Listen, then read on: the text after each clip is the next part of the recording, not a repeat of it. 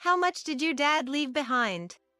The night after my dad passed away and the funeral had ended, my husband Brian asked me with a smile that seemed too happy.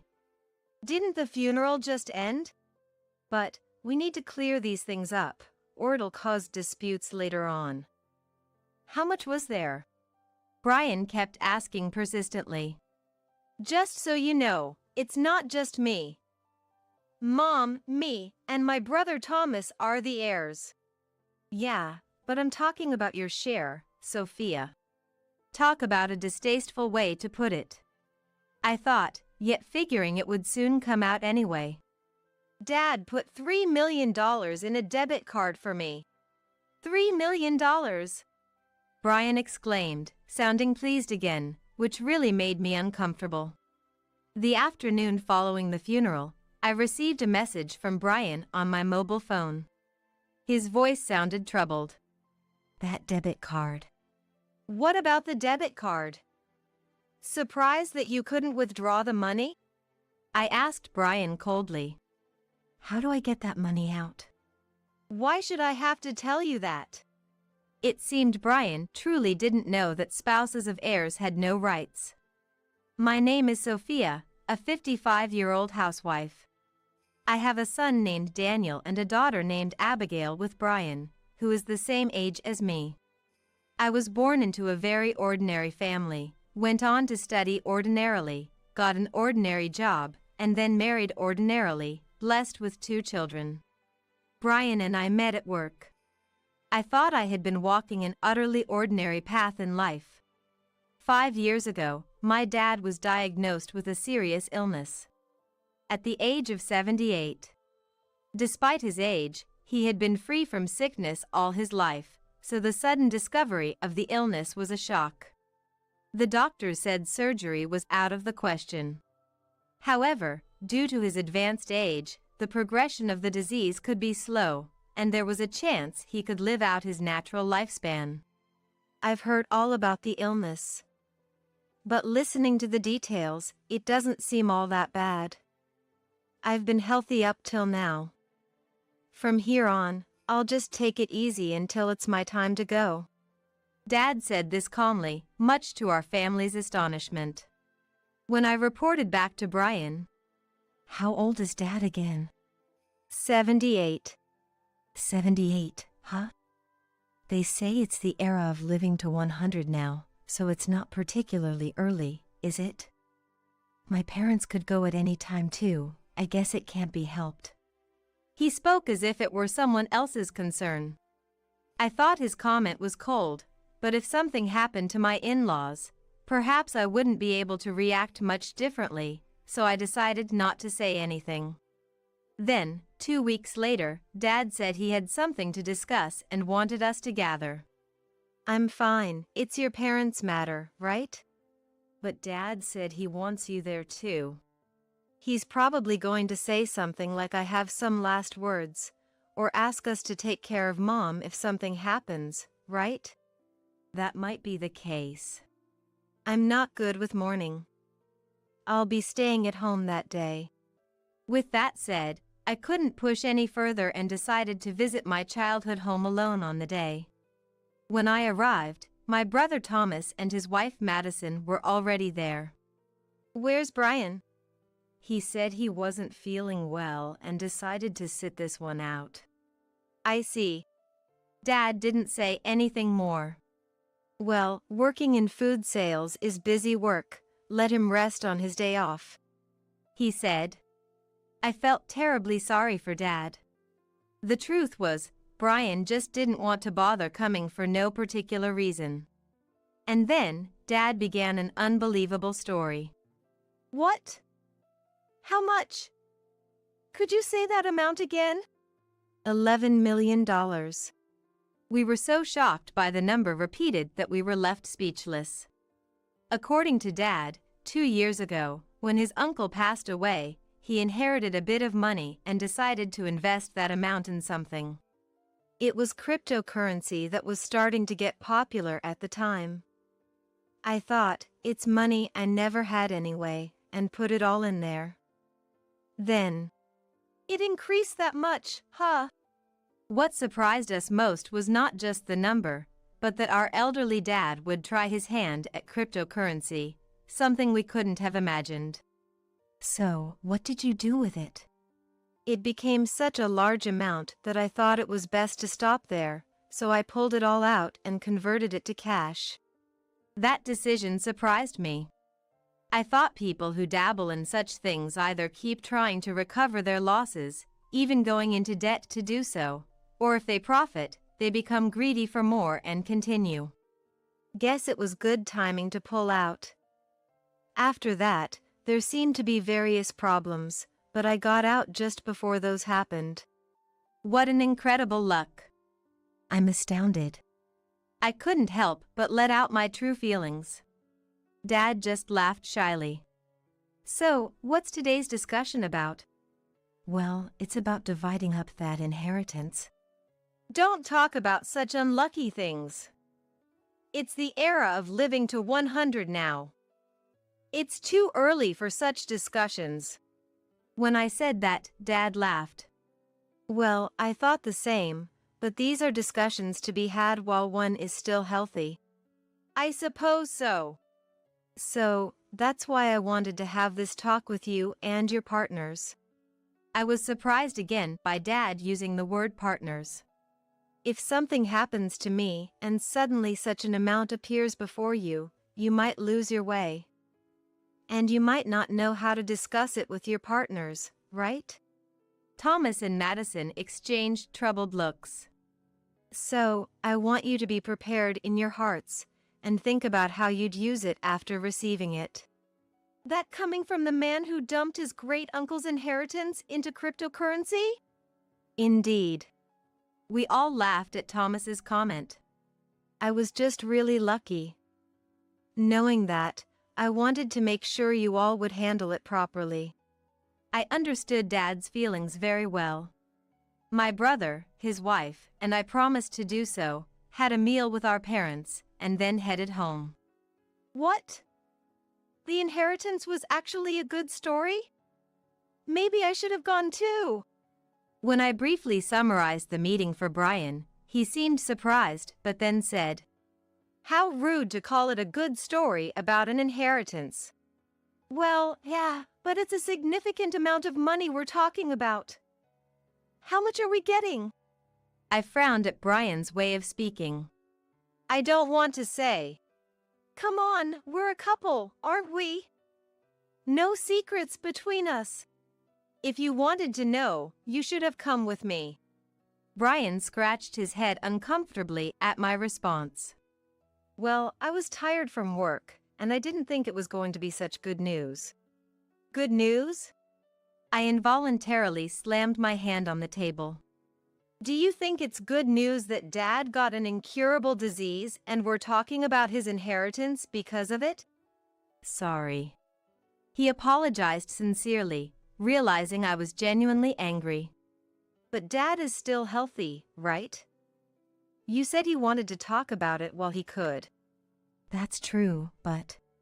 The doctor said he could live a natural lifespan if things go well, so maybe it was a good opportunity to talk about it.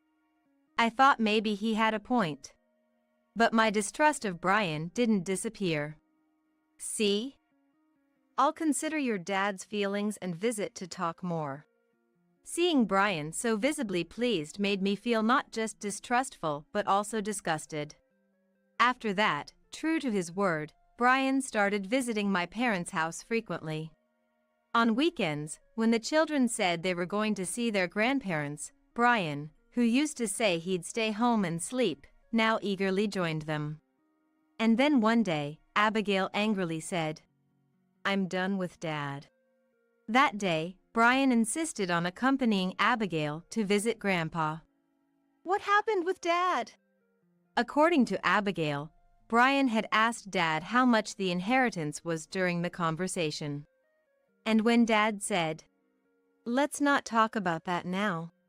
But it's a considerable amount, isn't it? I'd like to know too. Look forward to finding out when the time comes. Dad laughed and said, "Can you believe what Dad said?" I'll look forward to it then, with a laugh. Abigail's eyes filled with tears of frustration. I was speechless. When I got angry at what he said, Grandma defended him, saying Dad is an honest person. But that's not honesty. It's just rude. Mom was right. Brian was honest in a way. He always spoke his mind. He couldn't say something contrary to his feelings, a person without duplicity, a good man. I used to think so when we were younger and loved that about him. As we went through life together, I learned that nothing is purely positive. I'm someone who can't keep secrets. They say honesty doesn't pay, but if you're okay with that, I want us to be together. Those were Brian's words when he proposed. I was moved at the time, but it turned out to be just his insensitivity that could hurt others. It wasn't about being at a loss, it was about being disliked, which I gradually came to understand, but by then it was too late. Don't let Dad get close to Grandpa anymore. It's sad for Grandpa. Abigail tearfully pleaded, and I had already thought the same. And so, we only visited my parents' home on weekdays when Brian was at work. Eventually, Daniel and Abigail, as well as Thomas's 2 daughters, got married one after the other. I've seen all my grandchildren get married. I have no regrets left. Dad said happily and, after holding on for 5 years, passed away. At the age of 83. Though we had been preparing for 5 years, it was still a painful and sad farewell. Hey, how much did your dad leave behind? The night after my dad's funeral, Brian asked me with a smile that seemed too pleased. The funeral just ended, you know? But we need to clear these things up, or it'll cause disputes later on. How much was there? Brian kept asking persistently. Just so you know, it's not just me. Mom, me, and Thomas are the heirs. Yeah, but I'm talking about your share, Sophia. Talk about a distasteful way to put it. I thought, yet figuring it would soon come out anyway. Dad put $3 million in a debit card for me. $3 million! Brian exclaimed, sounding pleased again, which really made me uncomfortable. After the funeral ended successfully. Today, Madison and I will stay at the family home. Sis, you've been running to the hospital and must be exhausted, right? My brother and his wife said they would stay with Mom, and I went back to my own home. You must be tired too. Go ahead and take a bath first, and rest easy today. Brian treated me kindly. Really? Thank you. I'll go to bed first then. I left the cleanup to Brian and took his offer to go to bed early. And the next morning, that's when it happened. What's this? There was a piece of paper on the coffee table in the living room. Divorce papers. It was the divorce papers, already signed by Brian. That means, probably. I checked the bag I thought I brought back yesterday. Figures. Anne sighed. The $3 million debit card Dad had left for me was missing from my bag. Brian must have taken it. I had a feeling it would come to this.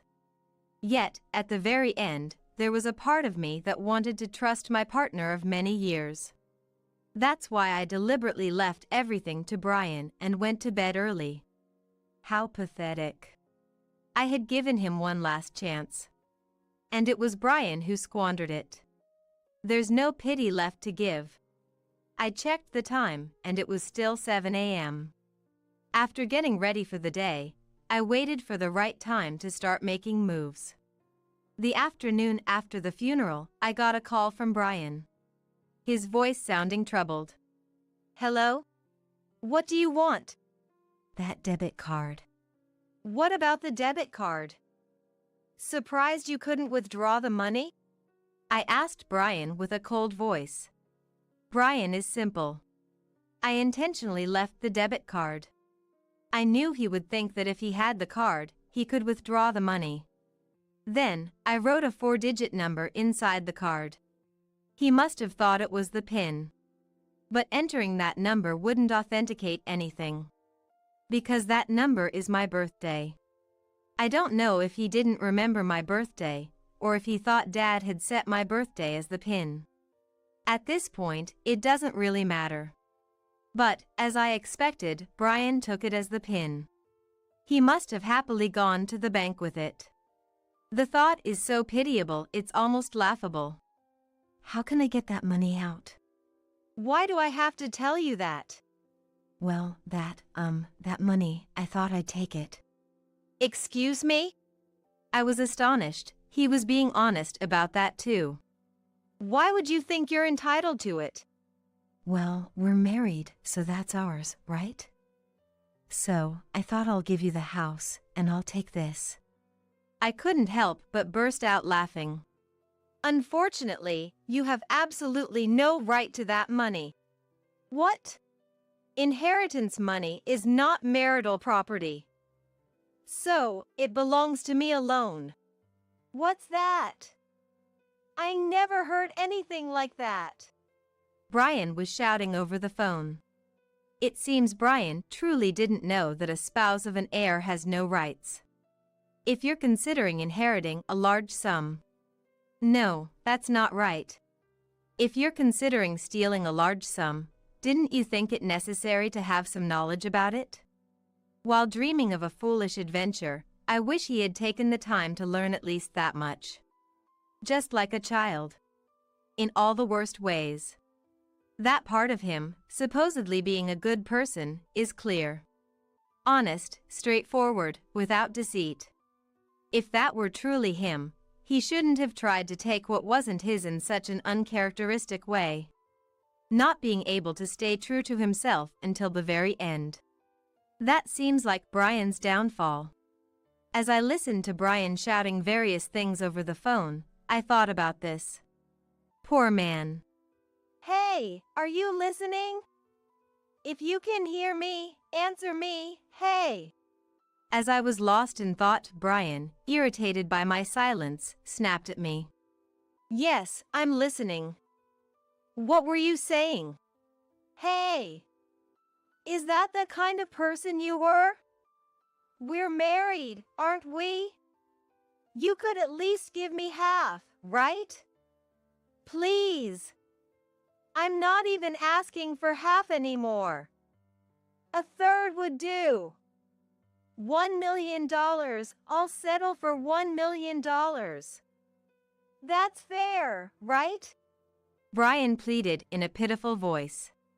Why should I give a part of the precious inheritance I received from my dear dad to an ex-husband? What? You left the divorce papers, so I've filed them. We're strangers now. I informed him, and Brian seemed to freeze on the other end of the line. You think you can just do that on your own? What's unilateral about it? You signed it and left it, so I just filled in my part and submitted it. Is there a problem? There is. A big one. You can't just file divorce papers based on your own unilateral decision. I wish he wouldn't shout such embarrassing things, wherever he might be. It's not unilateral. As I said earlier, we both agreed to this divorce when we signed. This is absurd. Who's the absurd one here? Can you come back once, please? There are things we need to discuss, like the distribution of property. Are you going to split the inheritance? No. I had to raise my voice a bit at Brian's overly happy response. It's about the distribution of property for the divorce. This house, the marital assets you've depleted, and others, it's about dividing them between us. Brian went silent at those words. I know about the savings you've been dipping into from our house fund. Yes, Brian had been secretly withdrawing money from the savings we had been accumulating for our retirement. I pretended not to notice, though I knew. Brian changed after hearing about Dad's inheritance 5 years ago. He started spending money freely. Going on trips with in-laws, treating colleagues lavishly. Each act might not have been significant, but he removed the limiters he had set for himself, buying whatever he wanted, going wherever he wished. Perhaps because he was trying to look good, even colleagues who had been cold to him started leeching off him, and he seemed happy to spend even more. Brian would unhesitatingly withdraw the shortfall from our joint account. Thinking about when Dad's inheritance would come in, he probably thought spending such petty cash wouldn't be a problem. But that was the savings I had been scrimping and saving for our retirement.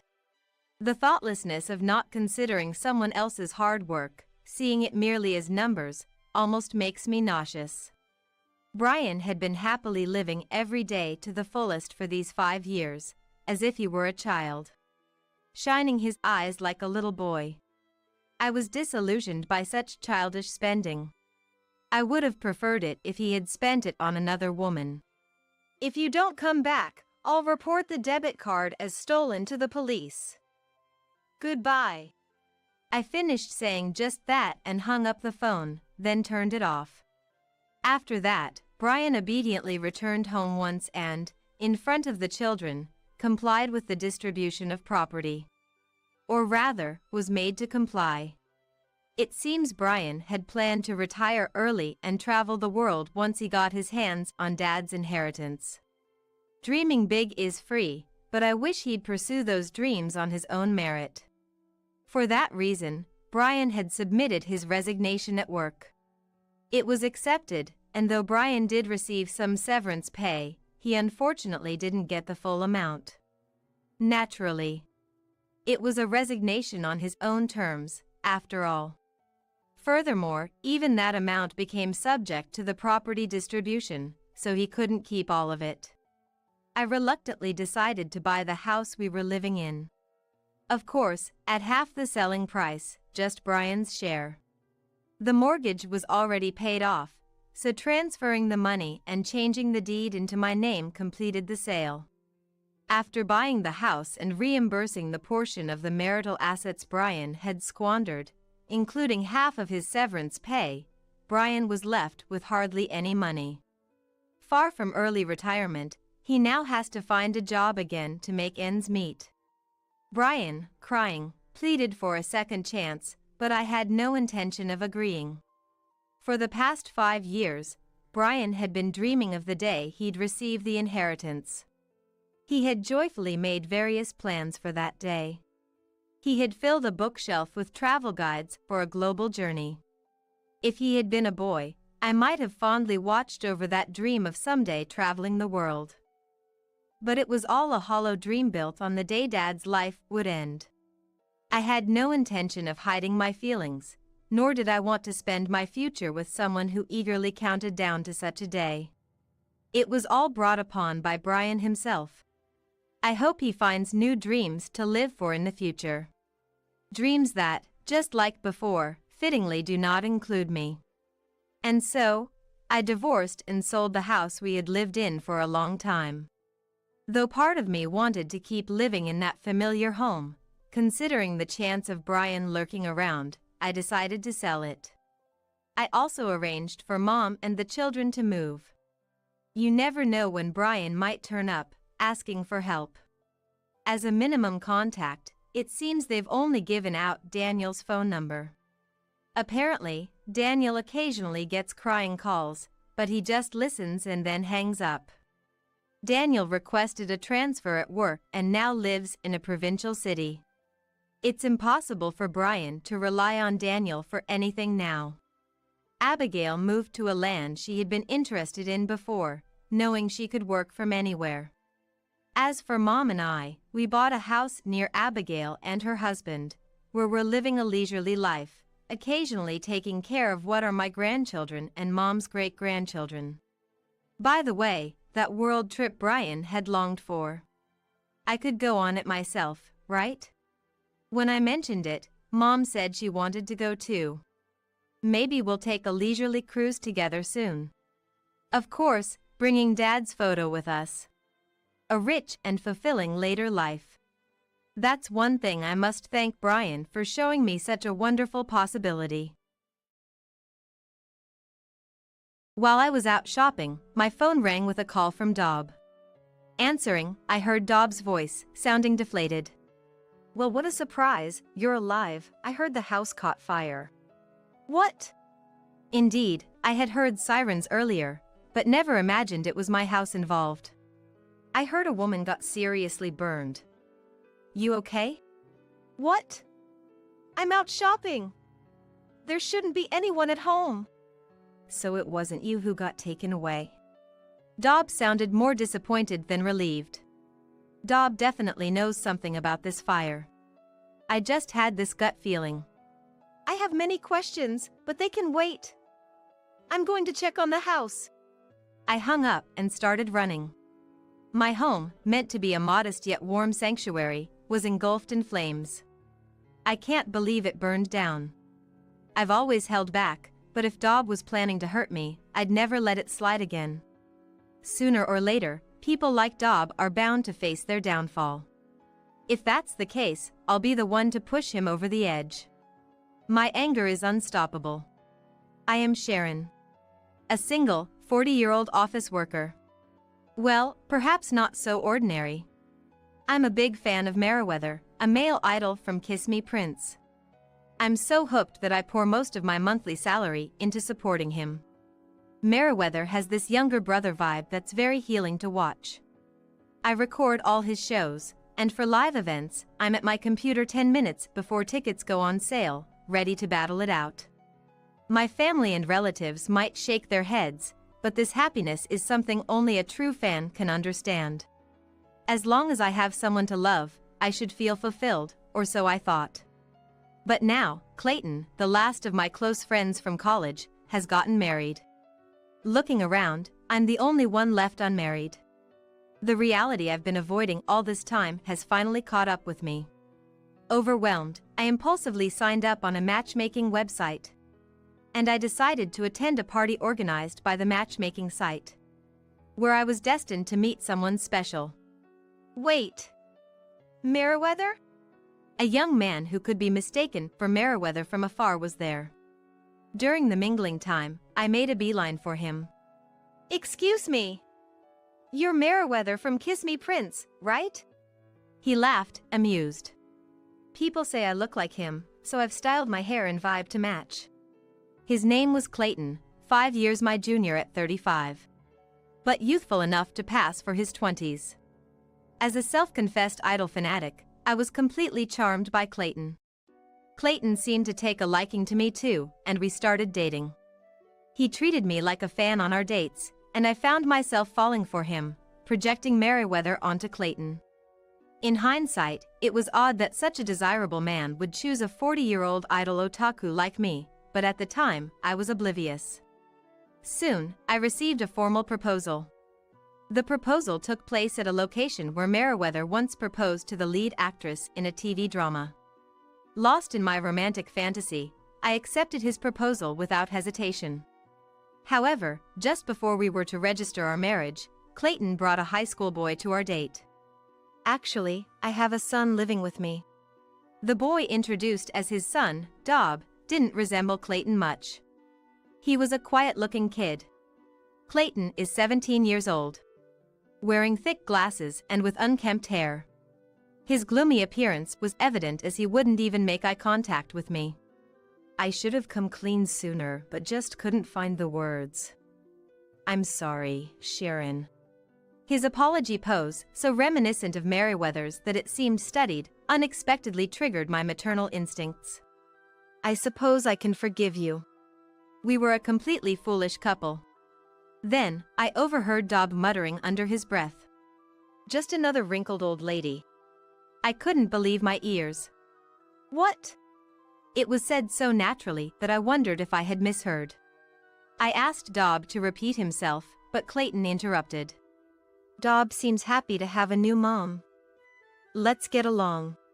Clayton and I then went to submit our marriage license. Since the office was closed, we left it with a security guard and officially became husband and wife. Originally, I lived in a house with plenty of empty rooms, so I decided to have Clayton and Dob move in. To be precise, the rooms weren't exactly empty but filled with merchandise of my beloved. But now, I was going to live with my real beloved. I decided to let the merchandise sleep at my parents' house. It was a significant decision for me. Packing away my cherished Kiss Me Prince goods into cardboard boxes, I made a promise to put Meriwether on hold for a while and focus on building a warm family. I thought the fun times as a family of 3 would begin once Clayton and Dob moved in, but that didn't happen. Clayton, claiming to be busy with work, would stay at the office 2 or 3 nights a week, leaving me and the gloomy Dob alone at home most of the time. Dob continued to avoid eye contact and seldomly spoke. Except for school hours, he barely went out, spending most of his time locked in his room playing video games. Yet at meals, he would mutter barely audibly complaints about the meat being hard or the food not being worthy of the name. While I tolerated his complaints as childlike behavior, his lack of initiative in job hunting or studying while gaming all day bothered me. So, I brought it up with Clayton when he returned home late one night. What's going on with Dob's career path? Clayton responded with apparent annoyance. I'm leaving it up to Dob. He should do what he wants. I mentioned that Dob didn't seem to be job hunting or studying at all. But Clayton wouldn't take it seriously. Look, Sharon, can't you see? It's late. I just got home. I'm tired. Can you not stress me out with trivial matters? Despite his fatigue, shouldn't he be concerned about his child's future? Was it strange that I, once a stranger to them, was the only one worried? That thought crossed my mind, but I couldn't voice it further. It was just sad that Clayton, who used to dote on me, now treated me as a nuisance. Then, one day, Dob unusually brought home a girl. She was a quiet girl, wearing glasses, just like Dob. I had thought he wasn't the type to attract someone, but perhaps Dob had gotten himself a girlfriend. After eating and drinking in the living room, they whispered to each other for a while before leaving the house. Honestly, I was the one who felt nervous. Until recently, the thought of becoming a mother hadn't crossed my mind, but now, was I to educate teenagers about sex all of a sudden? I was relieved when they quietly left. I watched from the second-floor window as Dob and the girl walked away side by side. That's when it happened. I noticed a woman glaring at me from over the fence of the neighboring house. The sight was so terrifying that my body froze, unable to move. The woman soon disappeared behind the fence. I wanted to discuss it with Clayton immediately, but he didn't come home that night. Just remembering the woman's gaze from the daytime frightened me, making it hard to fall asleep. Perhaps due to the stress, I came down with a cold the next day. Dragging my heavy body to work, dealing with Dob's complaints, and after managing the household chores, Clayton came home just as I was lying down. I tried to bring up the woman I saw the previous day. But seeing my intent expression, Clayton grimaced. Is this about Dob again? Got more complaints? It's not a complaint. By the way, it seems Dob has got himself a girlfriend. Clayton sneered, looking pleased in a distasteful way. For a moment, his smile, reminiscent of Meriwether, was soothing. Until he spoke again. That's my boy. The art of roping in simple girls, I taught him well. Simple girls? I echoed back, and Clayton hastily corrected himself. No, I misspoke. Just shared some tips on wooing a girl he likes. Then, he gently tapped my head. Thanks for all your hard work. I appreciate what you do for me. Being treated this way used to bring me the utmost joy during our dating days. But now, I couldn't shake off the doubts in my heart. Was I considered a simple girl too? Was I being strung along? But for what reason? I'm just a temp worker, neither wealthy nor well off. After Clayton went to take a shower, I rummaged through his wallet as a precaution, but found no suspicious receipts. Still, I couldn't shake off a bad feeling and grew increasingly distrustful of Clayton. And so, I never got around to talking about that woman. The next morning, Clayton had already left for work by the time I woke up. As I went downstairs to make breakfast, I was greeted by the pleasant smell of sausages cooking. Something that had never happened since we got married. To my surprise, Dob was preparing breakfast for me in the kitchen. Sausages and fried eggs with salad and yogurt. He had even poured me a cup of coffee. Wow, this is amazing. What's all this for? Dob, avoiding eye contact again, murmured in a soft voice. You're not feeling well, right? Thought I'd at least make breakfast. For the first time, I felt a genuine warmth and care coming from Dob. I'm so happy. Thank you. Embarrassed, or perhaps ignoring my gratitude, Dob shoved the frying pan into the sink. He didn't do the dishes, but it was a start. I'm off to school. With that, Dob grabbed his bag and left through the entrance. Savoring this moment of joy, I sat alone at the dining table and began my breakfast. Let's eat. Any homemaker knows there's significance even in a simple meal prepared for them. I reached for the coffee first, intending to eat everything, but in my excitement, I knocked over the cup. The coffee Dob poured out spilled all over the table. Oh no, I'm such a klutz. Although regrettable, it didn't dampen my spirits. Quickly wiping the table and finishing my breakfast, I felt somewhat lighter. Right, I need to go grocery shopping. And we're out of detergent, too. I'll head to the cheaper supermarket a bit farther away. I walked to a supermarket I don't usually visit. Passing by a fire engine on the way made me feel a bit uneasy. I hoped whatever house it was heading to would be safe. While shopping, my mobile phone vibrated. It was a call from Dob. Answering, I heard Dob's unexpectedly indifferent voice. Well, what a surprise, you're alive. Alive? What was he talking about? As I puzzled over his words, Dob dropped a bombshell. The house burned down. I saw it on social media. What? I did hear sirens earlier, but to think it was my house. Heard a woman got seriously burned. Are you okay? Something felt off. This wasn't the same Dob who showed kindness earlier. His words felt distant, almost mocking. What? I'm out shopping. No one should be at home. So it wasn't you who got taken away? The art of roping in simple girls, I taught him well. Dob must know something about this fire. I felt it instinctively. There's a lot I want to ask, but that can wait. I need to see the house for myself. I hung up and started running, catching a taxi to rush to the scene. When I arrived, the house was indeed completely destroyed. A crowd had gathered in front of what used to be my home. Leighton from the neighborhood approached me excitedly. You're safe, that's good. A young girl in a uniform was taken to the local emergency hospital. Who is she? I couldn't confidently answer the question, but there was one person I could think of who might be the girl in uniform. It was Dob's girlfriend who had visited our house recently.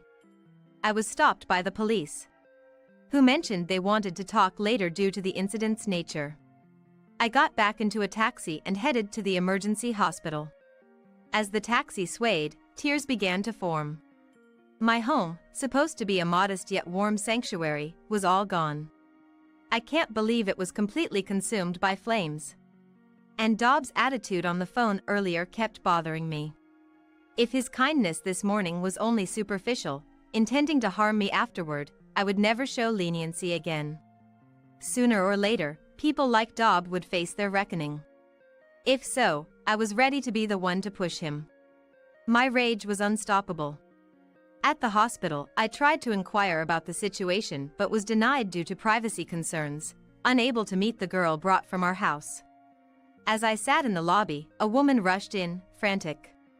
Where's Bess? I saw on the news she was severely injured. It's okay. The news was incorrect. She suffered burns to her face and limbs, but her life is not in danger. I was startled. I knew this woman. She was the one who had glared at me through the fence that day. Noticing me, she introduced herself with a business card. My name is Chanel. I'm Clayton's wife and the mother of Dob and Bess. I exclaimed in surprise. But I'm Clayton's wife. Chanel seemed to want to explain, but decided visiting her daughter was more urgent. Sharon, Please come with me. In the hospital room, the girl who had visited our house, Dob's girlfriend, lay in bed. Upon seeing me, she burst into tears. I'm sorry, I'm so sorry. Comforted by Chanel, Bess sobbed and revealed the whole story. Turns out, Bess wasn't Dob's girlfriend but his sister. She had admired her kind brother since they were young. But some point in time, her brother changed. She said he learned from our father how to wrap simple girls around his finger. After that, he rarely came home. Probably because he was living with me, but Dob told Bess he was living with a convenient woman. Even when he did come back, seeing my brother repeat his misogynistic remarks, Bess wished for the brother she remembered.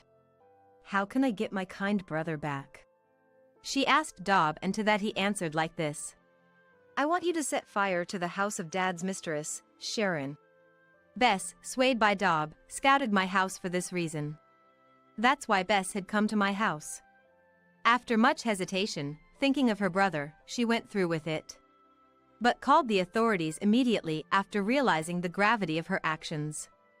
To save me, supposedly asleep inside, she broke a window to enter the house and got injured. Wait!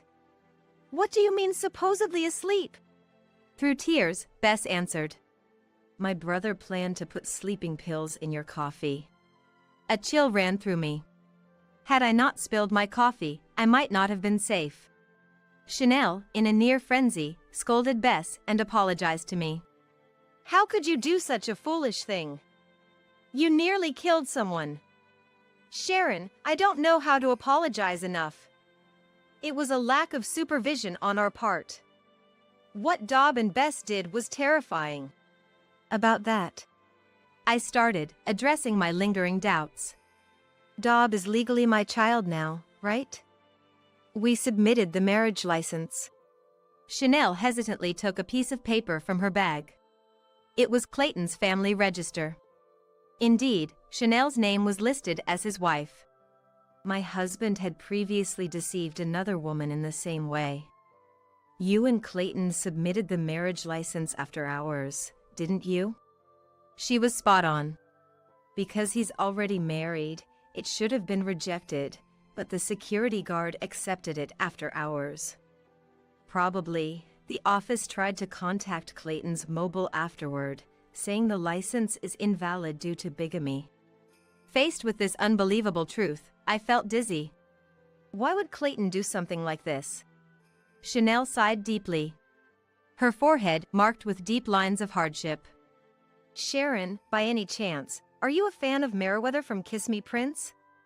My husband is obsessively confident in his resemblance to Meriwether. He completely imitates Meriwether's fashion, hair, and gestures, approaching female fans to cheat and revel in a thrill. He can't be satisfied unless women idolize him like an idol. I've had enough this time. At that moment, the door of the hospital room opened, and a flustered Clayton entered. Seeing Chanel and me together, he had a look of regret. With fiery anger in my eyes, I glared at Clayton. So we were strangers all along. You said you were staying at the office, but you were actually going back to Chanel's? Clayton frantically tried to explain, but I wasn't listening anymore. I'll be filing for damages, including for the house your son burned down. We're not related, so it won't be dismissed as a family matter. I grabbed my bag and strode out of the hospital room. Behind me, I could hear Chanel and Clayton arguing. As I vowed not to let this end here, I went back to my parents' home. Afterward, Dob was arrested by the police. At my request, Bess was not arrested and was able to go home after being discharged from the hospital. Bess's face was left with scars from the burns. The emotional scars inflicted by her brother wouldn't heal easily. She would have to carry the heavy cross of having committed arson. I thought there was no need to punish her further. As for Dob, who showed no remorse, I intended to let the authorities handle him. Dob was about to turn 18. He was likely to be tried as an adult, not protected by juvenile law. While preparing the lawsuit, the doorbell rang. There stood Clayton. Sharon, I'm really sorry about Dob. Can we start over? I want you to be my fan again. Can you give me that energy of liking someone? Can you give me that energy of liking someone? Was a classic line from Meriwether's concerts. The old me would have been swayed, but now it just seemed like a mockery of Meriwether. You're not an idol. Just a 35-year-old man who looks like one. And if you don't realize it soon, you'll continue to embarrass yourself. At my words, Clayton, flush with shame and anger, lashed out at me. What the hell? You've always seen me as just a substitute for Meriwether, haven't you? I can't say I was without fault. But Clayton, having cleverly orchestrated this situation, now acted as if I was to blame. Yes, and I've realized it. You're neither Meriwether nor my ideal prince. Just a middle-aged man full of self-delusion. I slammed the content certification for the compensation claim I had prepared into Clayton's hands. This arson incident is the result of your misguided teachings. You'll take full responsibility. I'll add on the amount for deceiving me, so make sure you pay up. Otherwise, I'll sue you for marriage fraud. Clayton, who had come to plead for reconciliation, was instead faced with a compensation claim and turned away in defeat.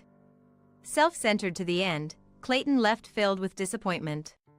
Perhaps frightened by the threat of a lawsuit for marriage fraud, Clayton later transferred the compensation amount, significantly more than the market rate, in one lump sum. This must have drained Clayton's savings completely. I heard that Chanel also divorced him and demanded compensation. For a while, he'll be without money, making it difficult to maintain the idol-like hairstyles and clothes. As for Daub, he was tried as an adult and sentenced to prison. During the trial, Daub's stubborn refusal to show any remorse, blaming the series of crimes on me, seemed to worsen the impression of the jury. As a result, he received a heavier prison sentence than usual. Of course, he was expelled from high school. Daub's misdeeds became widely known in the local community, making it impossible for him to continue living there after his release. In the evening, I bought a number of pen lights and headed to the park. Girls all dolled up were waiting in high spirits, waving their light sticks. Today was the long-awaited live concert of Kiss Me Prince. I dug out the merch I had put to sleep and resumed my fandom. Going to the live with female friends I made in the fandom is now my greatest joy. After all, the charm of having a crush lies in them being out of reach. Vowing never to make the same mistake again, I headed towards the live venue. I wish I never had a daughter. My mother Chloe screamed hysterically. Once you're in high school, you're out of here. My father David threw things as he spoke. Our younger brother Daniel, years apart, looked at us with a mocking sneer. This house is like a dwelling for demons. Even without a place to go, we must leave soon. For the sake of my precious sister Sophia and my own life. My name is Amelia. This spring, I joyously turned 40. When I was about 20, I thought being in my 40s was ages away, but after turning 25, the countdown of age seemed to speed up. But back in my teens, every day felt endlessly hellish. I have a twin sister, Sophia. Our family runs a small chain of restaurants in the city. Well, it's just about 3 restaurants, nothing grand. It's not an age-old family business. It expanded to 2 under my grandfather and just 1 more since my father took over. Once you step out of the local area, almost no one knows our restaurant's name. Our small restaurants hardly stand a chance against the big chains. Yet, my parents always had this strong sense of being business-owning family. My father was saying so, especially when it came to the issue of succession. My parents unusually desperate, even from a child's perspective. First off, as twins, we were always told, you'll be future star CEOs just for being twins. Grow up beautiful. Thus, from a young age, we underwent rigorous beauty care. It would have been better if we were plain, but unfortunately, we inherited good looks from our reasonably attractive parents. Under their educational policy, we had our eyebrows neatly done as soon as we were aware, and my mother would apply lotion to our skin every day after bath. I wonder now if slathering all those chemicals on a young child's skin did more harm than good. On top of that, we had our own beautician by the age of 5. Unbelievable, right? I've never heard of anyone else having this, but it's true. I couldn't share this with classmates without making them jealous. We were also under strict weight management, hardly ever indulging in sweets or hearty meals as kids. My maternal grandparents, coming from a more typical employee family, tried to treat us with homemade dishes and snacks, but my father disapproved and my mother followed suit. Consequently, we became distant from my maternal grandparents. Due to differing educational views, "Don't interfere anymore," our parents would lash out. We had lessons too, piano, ballet, and skating as well, since it could connect us with rich heiresses. We were never pampered. To our parents, we were products for the future. Everything was for the sake of expanding the business. As a child, I didn't realize this and genuinely believed, I'm loved by my parents. Their strictness is a sign of love. Someday, I'll take over the business and make them happy. Sophia thought the same. But then, a life-changing event occurred. When we were in elementary school, a baby brother was born. Named Daniel, he was the only boy in the family. Seeing him, a boy is more suitable for succession. Our parents decided. So, they shifted their focus entirely to him, stopping all our lessons and even the strict beauty regimen. The beautician was gone. That would have been fine. But then one night, I overheard my parents talking. I never really wanted a daughter. I thought twins would be good for publicity, but if it's a boy, I couldn't care less. Yeah, I agree. A woman isn't suitable to take over the company. All our shop managers are men, and it's better if men are in charge. When you think about it, having 2 daughters is just a waste of money. What should we do about it, then? They were talking about us as if we were just some bulky trash they needed to get rid of. Up until then, I had convinced myself that their recent coldness was just because they were busy with our little brother. I couldn't comprehend what was happening. After that conversation, I slowly began to notice a change in how they treated us. First, we were forbidden to go out and play with friends on holidays. My mother explained, you could get hurt. But we always ended up helping at the main shop on holidays. In essence, we were being used as pieces of the household to prevent us from going out and playing. It must be a strategy thought up by our parents to make up for lost time. When we served food to the customers, "What cute twins! Good for you, helping out," they would say. There's nothing praiseworthy about it. We were being forced to do it. My parents, getting carried away with the situation, started making us work in the shop on holidays, doing simple waitressing, and eventually even had us sing and dance to popular songs. We're known as the lovely little sisters, and needless to say, our popularity brought more customers to the shop. But nobody realized that our freedom was being sacrificed behind the scenes.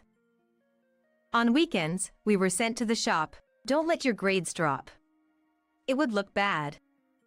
And on weekdays, despite being elementary school students, we had to study late into the night. We couldn't slack off in practicing the songs and dances for the shop. Our overly packed schedule, like that of an unreasonable full-time employee, left us exhausted every day. Perhaps due to fatigue, or maybe stress, our adolescent bodies, despite not eating much, started to gain weight easily.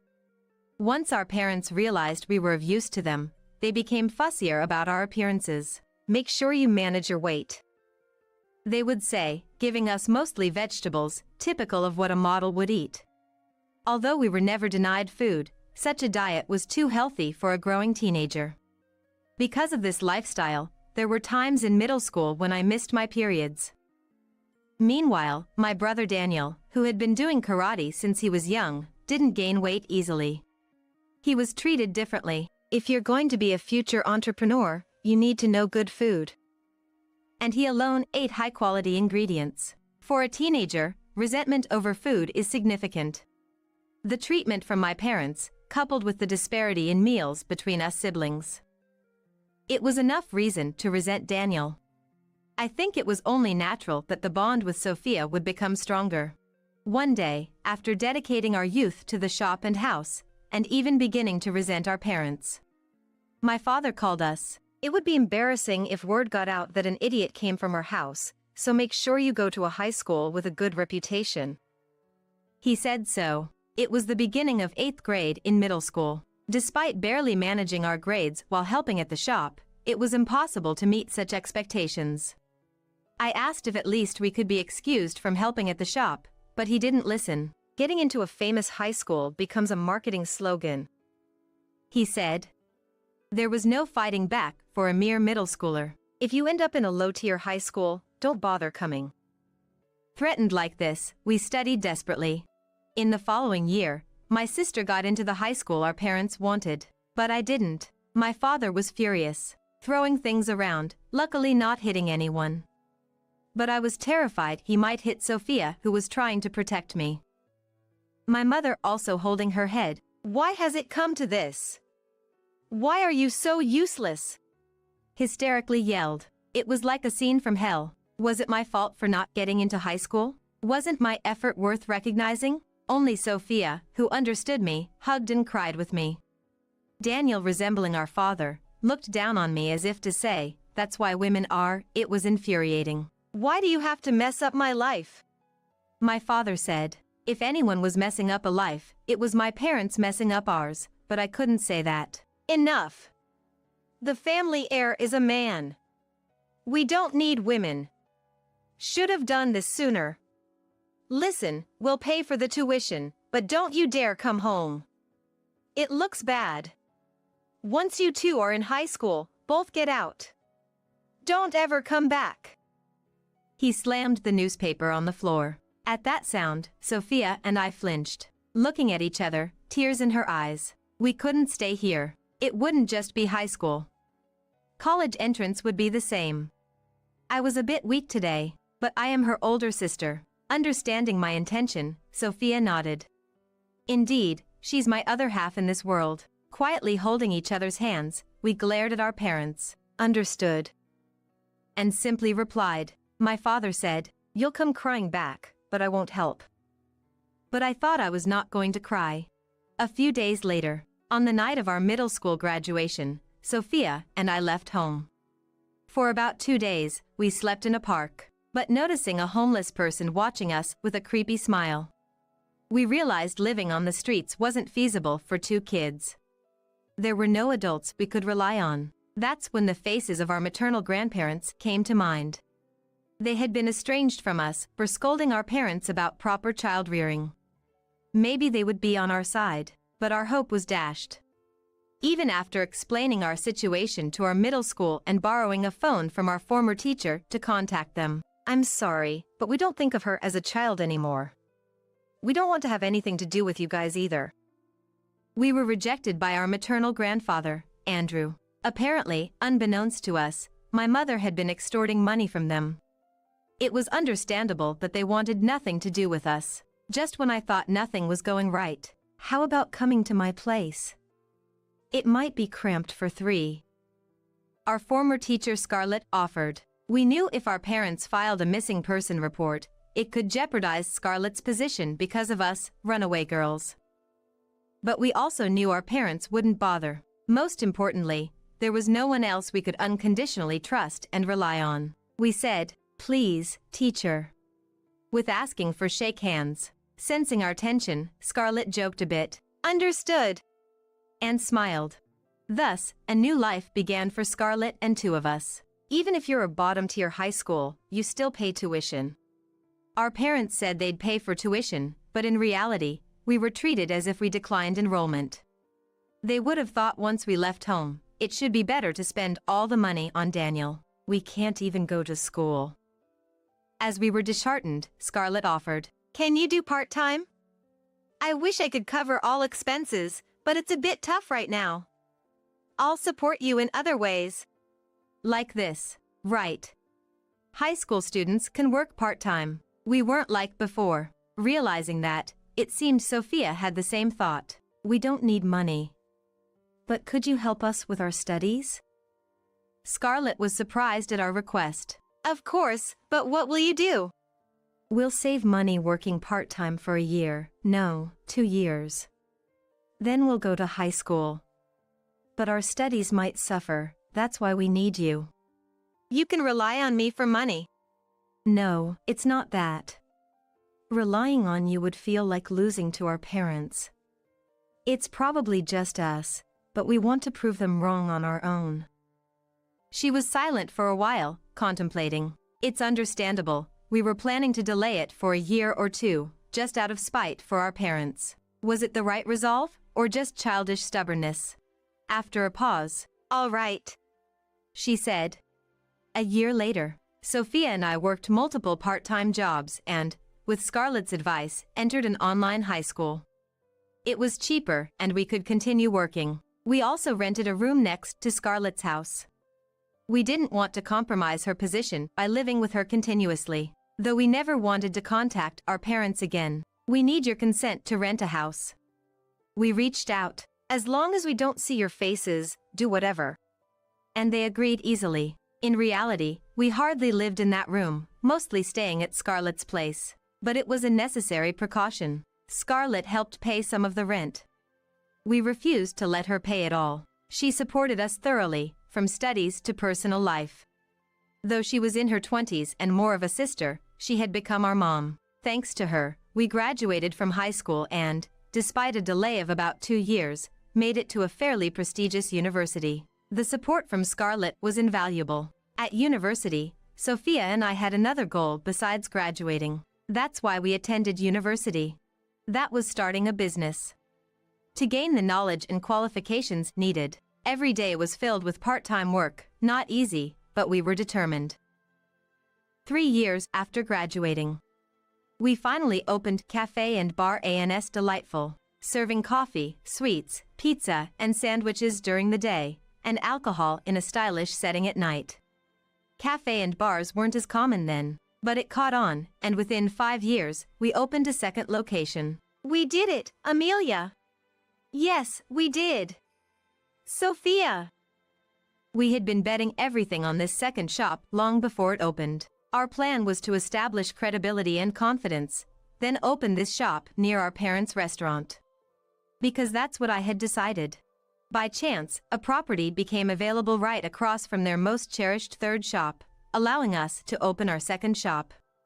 It was the start of a delightful revenge. Not that we were doing anything special. We simply welcomed customers every day with all our heart. But our shop, run by the beautiful sisters, was already quite popular from our first location. Rumors spread that the popular sisters were temporarily at the second location. The place quickly filled up. Within 2 days of opening, we surpassed our sales goal, a complete success. Naturally, word got to our parents' restaurant. On the 7th day after opening, "They're mocking us!" Our parents stormed into our shop during business hours. Exactly as we expected. The shop was buzzing. Some customers whispered, "Isn't that the owner of the shop over there?"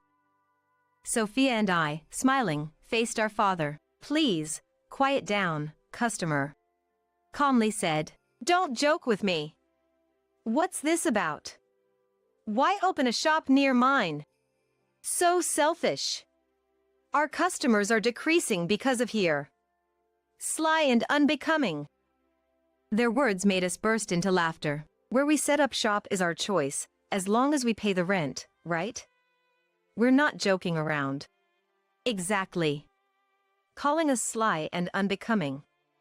Please don't spout such vulgar words in front of the customers. Our overly calm only aggravated them more. After all, they had us working in customer service since we were kids. Controlling our emotions like this was easy. Then, what an attitude towards your parents! Our father shouted, the shop stirred. Parents? What, a family feud? Curious and confused glances turned towards us. Parents? You mean the ones who forced us to work in their shop as children and threw us out for not getting into the high school they wanted? Considering parents as those who treated their child as a product, enforcing weight control and stealing freedom? Our words caused a murmur among the customers. That's terrible. Or, so that's the kind of person he is. I hear words like, some customers, who knew us from childhood. That place has been strange since they had a boy. Commented. Our parents, realizing the tense atmosphere, turned pale. Ah, No! That's not it! These girls are just rebellious. We only had them help in the shop for social learning. Our father was explaining with an over-gesture to everyone, but it backfired. I can't believe it. They must be telling the truth about their father.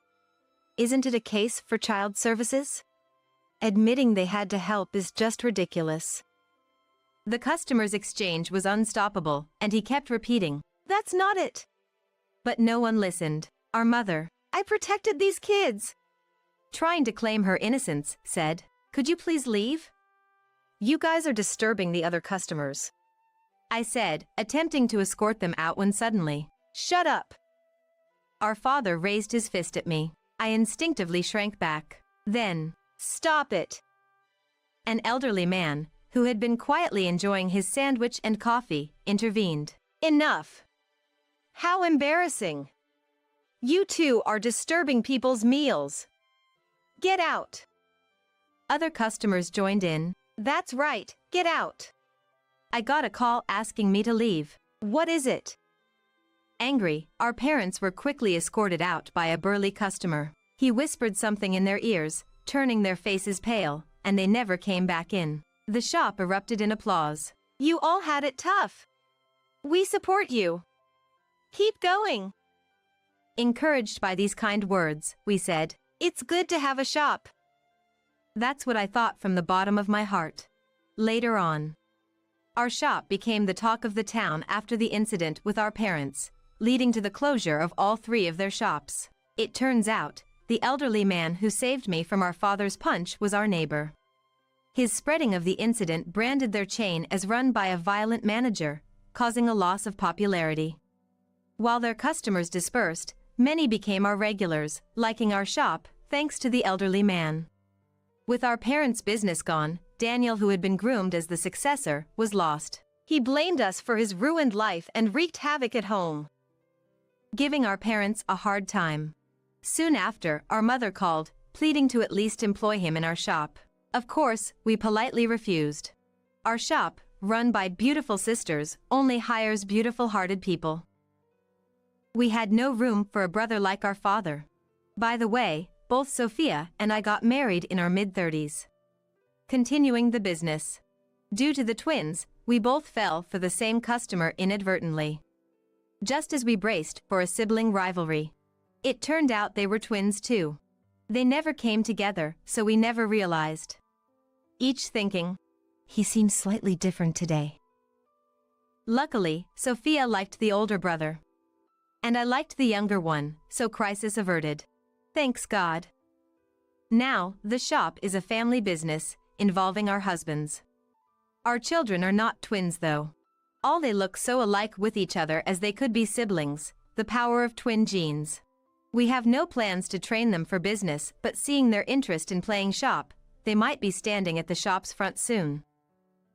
What a joy that would be. As for our teacher Scarlett, she married around the time we opened our shop. Now, you two are settled. Saying so in her happy wedding, which was impression. Recently, her family has been visiting our shop, continuing our family's close relationship. We've repaid all the rent and support she gave us, but I still want to repay her in various ways. She was more than a mother, a sister, and a mentor. A person who gave us immense and warm love. Someday, we hope to return love to others, like she did.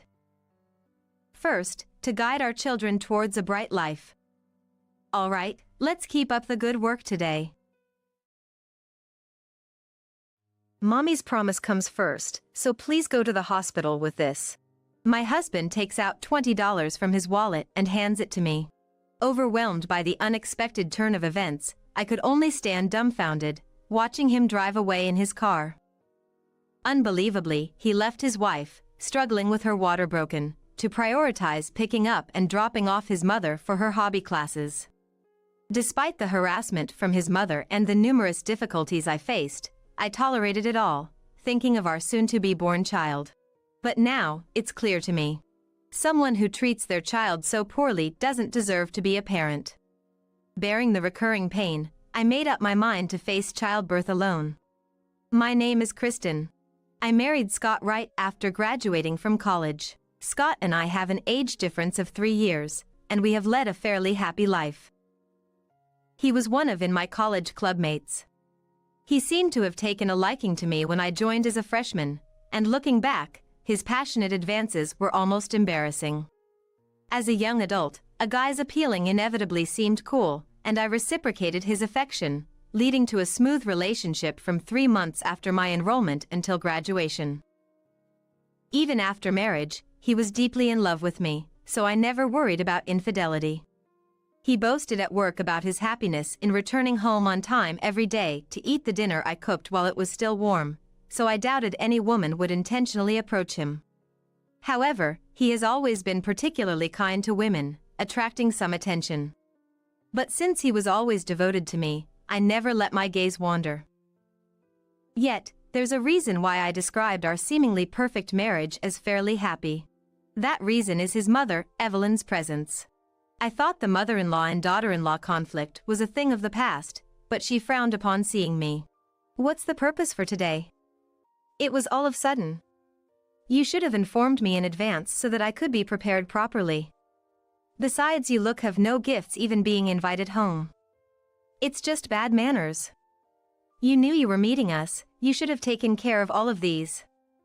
"Oh, dear, why don't you leave my son and go home today?" That's what she said during my first visit to my in-laws' house before our marriage, and being still young, I turned pale with fear. Although I told her about the schedule to visit beforehand, indeed, I should have brought some gifts to meet Evely for the first time at her house. Feeling embarrassed and frustrated at being seen through, I remained downcast for a while. It was my fault for the etiquette breach, but if Evelyn had been a bit more restrained in her words, I wouldn't have been so upset. Because of my failure, I was virtually separated from Scott and had to return home alone from my first visit to my in-laws, leading to a phone call from Scott later. "Mommy was nervous and ended up being a bit harsh. She actually likes you, Kristen, so don't worry. She approves of our marriage and really wants you to visit again." At that moment, I was infuriated by his optimistic tone. He didn't advise me before visiting her house and wouldn't stop Evelyn when she insulted me right in front of him. Her wanting me to visit again was undoubtedly not her true intention. Would marrying him mean being pressured into living together and facing daily harassment? Surprisingly, she made no such suggestions when I decided to marry Scott. However, relieved for only a moment, she began frequently summoning Scott to her house. "Just when you finally graduated from a distant university and got a job locally, you're getting married. I've been so lonely. Why don't you let Kristen have a break and stay with me for a week or so?"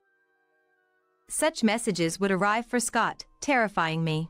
Showing me the message, he asked, "What should we do?" In his place, I called Evelyn right there and then.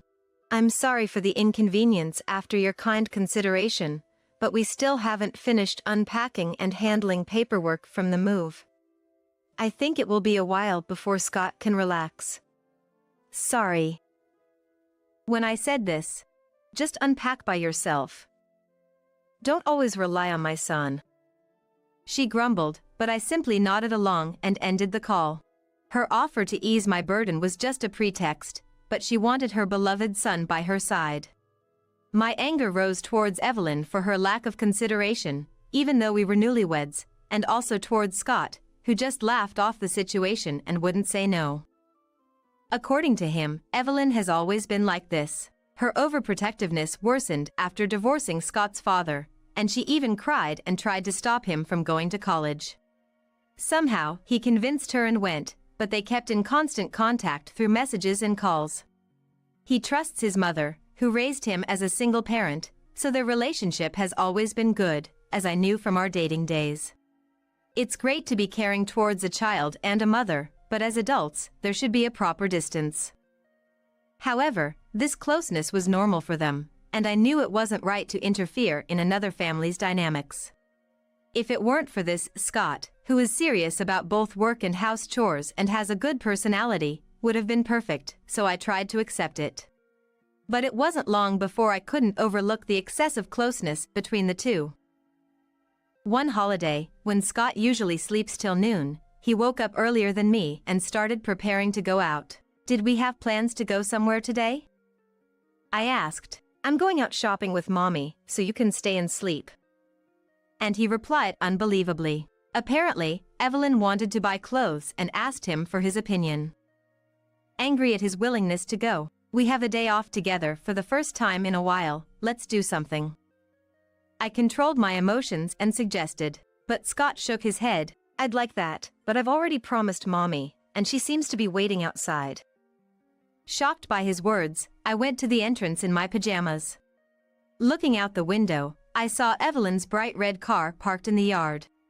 Noticing my gaze, Evelyn got out of her car, smirking, with her bright red lipstick. Scott, you're late. Oh, Kristen is still asleep? Such a lazy wife for my son. Maybe I should buy you an alarm clock as a souvenir? Mocking me, she affectionately took Scott's hand and led him to the passenger seat. I was dumbfounded by their close relationship and could only watch Evelyn's car drive away swiftly. After this incident, Scott's behavior began to change gradually. He hardly did any housework he used to do routinely and often went to his mother's house almost every weekend. His attitude towards me changed too, becoming more demanding. Kristen, you're too lazy. If I'm off, you just sleep along. Can you call that fulfilling your duties as a housewife? You don't even put on makeup when you're at home. It's not good to slack off just because you're a wife. Mommy is worried about you too. Why don't you visit her alone sometime? I didn't know what Evelyn was saying about me, but his agreement was troubling. He had never mentioned napping or makeup during our relationship. But as he said, perhaps Evelyn was genuinely concerned about my behavior. I tried to convince myself of this multiple times, but knowing Evelyn's behavior towards Scott, it seemed more like harassment. I thought Evelyn's curse would change once we had a child. Soon after my doubts about Scott began, I discovered I was pregnant. He was thrilled, promising to support me. But Evelyn's harassment intensified. Summoning Scott for trivial tasks like shopping, doctor visits, and cleaning her house, effectively leaving me alone. When I explained Evelyn's malicious intentions to him, it backfired. Suddenly, he became infuriated and said, "Every time Mommy sees you, she talks about you. How you should go back to your parents' house, or how you need time alone. Getting angry over such things will affect the baby in your womb. Just indulge in Mommy's feelings." He began leaving me alone more often. As time passed, my morning sickness worsened, and I told him I wanted him to stay with me as much as possible because I felt uneasy being alone. But Scott replied, "What can I do even if I'm with you?" Mommy also wanted to be alone during her pregnancy, didn't even want to see Dad's face. He wouldn't listen to anything I said. Feeling physically and mentally unstable, I lost the energy to argue back and resolved to fight this battle alone. Then, one day, while Scott and I were shopping for baby items, we bumped into his colleague who said to me, "Scott, I heard you've been actively attending parenting classes. Your home bookshelf is filled with parenting books, right? Accompanying your wife for shopping today, you're going to be a great dad for sure. Can't wait for your child to be born." Shocked, "Huh?" I blurted out. Scott quickly intervened, "Please stop." Laughing off in a joking manner. Turns out, Scott had been pretending at work to be an attentive new father, even fabricating stories. I kept silent about this to his colleague to avoid any trouble, but felt a rising anger inside. Still, he continued to prioritize his time with Evelyn, and whenever I met his colleagues, "Your wife has caught herself an ideal husband," they would say. Such incidents gradually made me distrust his actions and words. I can't say for sure if this stress was the cause, but one weekend, while preparing lunch, I noticed my pants were wet. A thought crossed my mind, and I rushed to the bathroom. As I suspected, my water had broken. I yelled towards the room where Scott was still sleeping, telling him to get the car ready immediately. He, still groggy, became anxious upon hearing about the water break and supported me as I walked. The nurses had repeatedly told us to come to the hospital immediately if my water broke, as there could be urgent risks. Scott, slightly panicked, helped me into the car amidst my contractions. Just as we started driving, his mobile phone rang. Unable to answer while driving, I glanced at the screen while struggling with the pain. Seeing Evelyn's name, I had a bad feeling. The phone kept ringing, and after staring at the screen for a while, I reluctantly answered. "Scott, where are you?" "It's Wednesday, the day of my sewing class. Did you forget?" Her flirting voice terrified me, but I explained to her. "Evelyn, actually, my water just broke, and Scott is taking me to the hospital right now." As soon as I spoke, Evelyn yelled as if she was a different person. "That's your problem, isn't it? I don't care. Using Scott, who's resting, as a taxi is quite a position you're in. Let me talk to Scott. Today is my regular sewing class day, and I have a prior appointment." I was speechless at her disregard, even for her grandchild's well-being. Her shrill voice continued to echo, even as I remained silent. "Sorry, Kristen," Scott muttered. For a moment, I thought he was apologizing for Evelyn yelling at me. But then I realized Scott had walked around to the back seat where I was lying and opened the door. Confused and enduring the pain, I was stunned. Then he said, "I had promised to drive Mommy, so could you take a taxi or an ambulance from here? I'll definitely catch up later, so go ahead." "Wait a minute. Are you prioritizing a sewing class over your own child? Since you won't listen to me, please convince Evelyn yourself. The pain is getting worse, hurry." I raised my voice out of desperation, but he, frowning as well, replied, "It's a weekly commitment, can't be helped, right? I'm sorry I forgot to tell you about it. Here's some money, please manage with this." He took out $20 from his wallet and shoved it into my bag. Then he got back in the driver's seat and left without hesitation. "I can't believe it." The place where he dropped me off was still close to our house. Concerned about the neighbors seeing me, I hurriedly searched for a taxi company. The amniotic fluid continued to trickle down my legs, and panic set in as I realized the danger to my unborn child. Tears welled up in my eyes as I struggled with the phone, wondering why my baby and I had to suffer like this. "Kristen!" Startled, I turned around and saw a familiar face. "You look terrible. Forget talking, just get in the car." The person got out of their car, gently supported me, and helped me into the back seat. Her husband adjusted the seat and drove. My memory of what followed is hazy. Upon reaching the hospital, I was quickly wheeled in a wheelchair and taken to a prepared room by nurses. The pain was so severe that I was moaning, but I was told there was still time before delivery, so I rested there. The pain was so intense that I nearly lost consciousness, and suddenly, my mobile phone rang. Thinking it might be a callback from a call to my mother during the journey, I was shocked to see it was Scott. Looking at the clock, it was already evening. 3 hours had passed since I left, and in disbelief, I decided not to answer. But as the calls persisted, I answered in irritation. "Kristen, help me! I want you to explain the situation."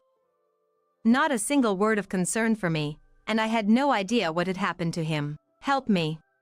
That's it. Even if he was being eaten by a crocodile, I had no obligation to help someone who could abandon his own child. "Who do you think you are, saying such things?" I yelled through the phone at him and hung up. Some time later, I went into labor alone. Though I wished for Scott's support, I was better off without a foolish man who couldn't prioritize correctly. Instead, a kind nurse supported me, and by late night, my much-awaited baby was born safely. Exhausted, I fell asleep quickly after the birth. The next morning, a nurse came to my room first thing to tell me that Scott had come. Apparently, he had arrived right after the birth, but seeing how deeply I was sleeping, the nurse kindly sent him away. Honestly, I felt I never needed to see him again. But when he entered the room, looking tired, I couldn't help but ask him what happened. The person who picked me up and took me to the hospital was Misty, an older lady in the neighborhood with whom I was always friendly. She had been like a mother to me, caring for me like her own daughter since I was newly married and insecure. When she asked about Scott in the car, I told her he was taking Evelyn to her hobby class, and she got angry as if it were her own matter. Little did I know that this would end up cornering Scott. After dropping me off, Misty spread the story throughout the neighborhood. Being sociable and always chatting with friends, her influence was significant, and her friends seemed to have confronted Scott en masse. The trouble that he wanted help with was apparently this situation.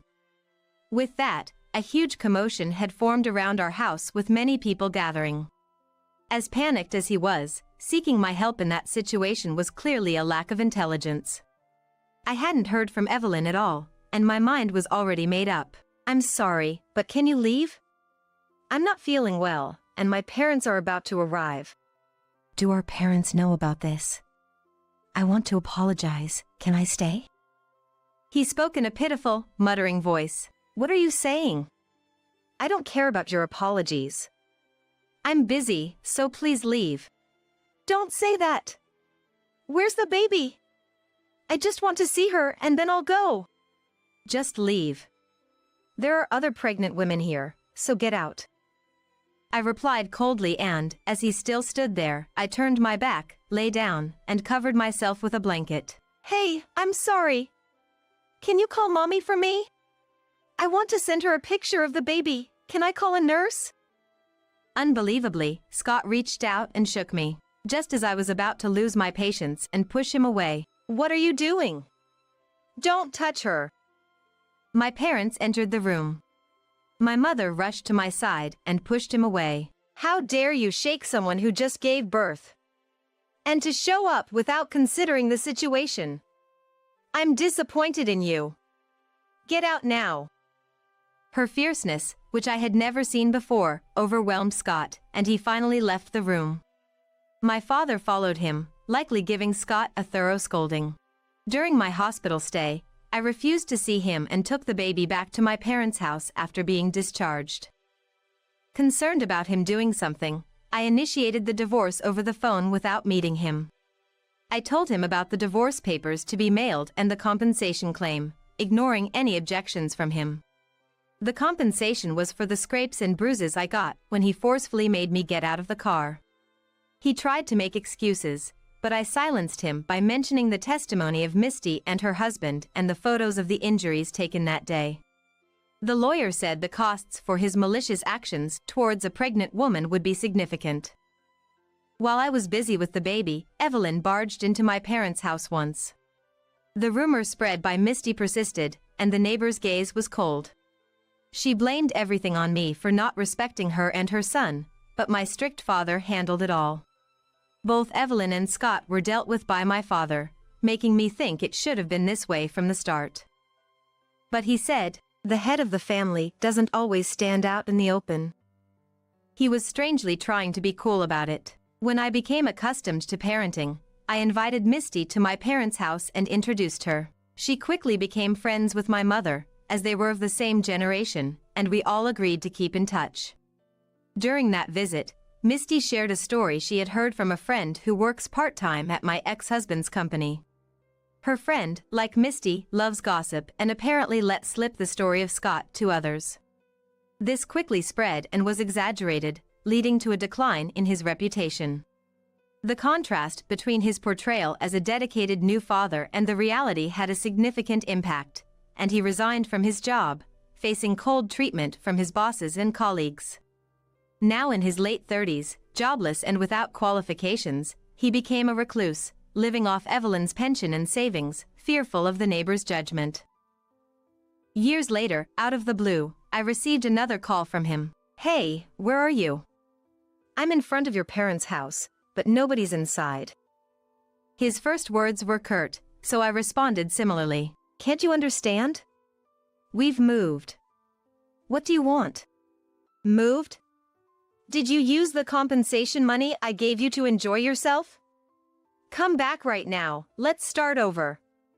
Mommy wants to see you too. Your words make no sense. Why would I benefit from going back to you?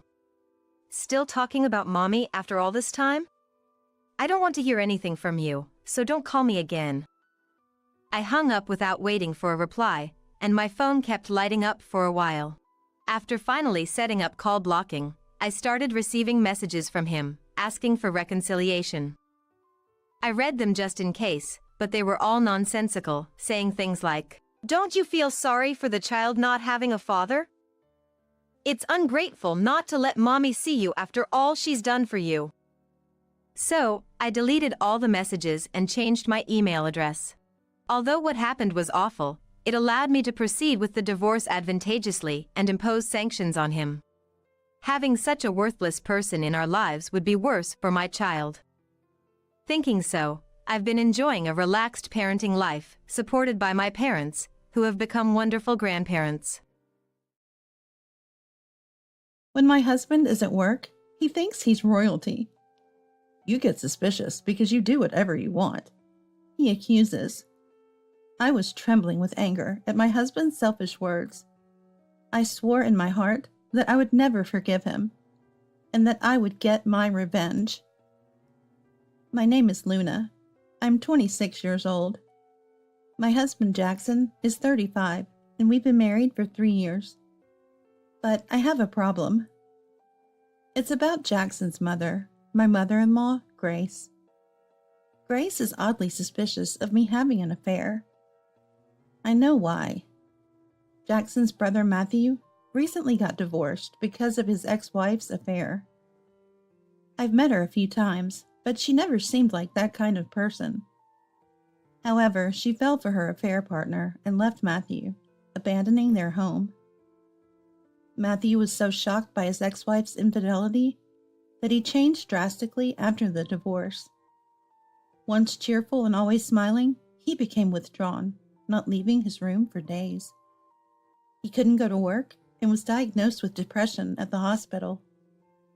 Because of that, he had to quit his job, which had been going well.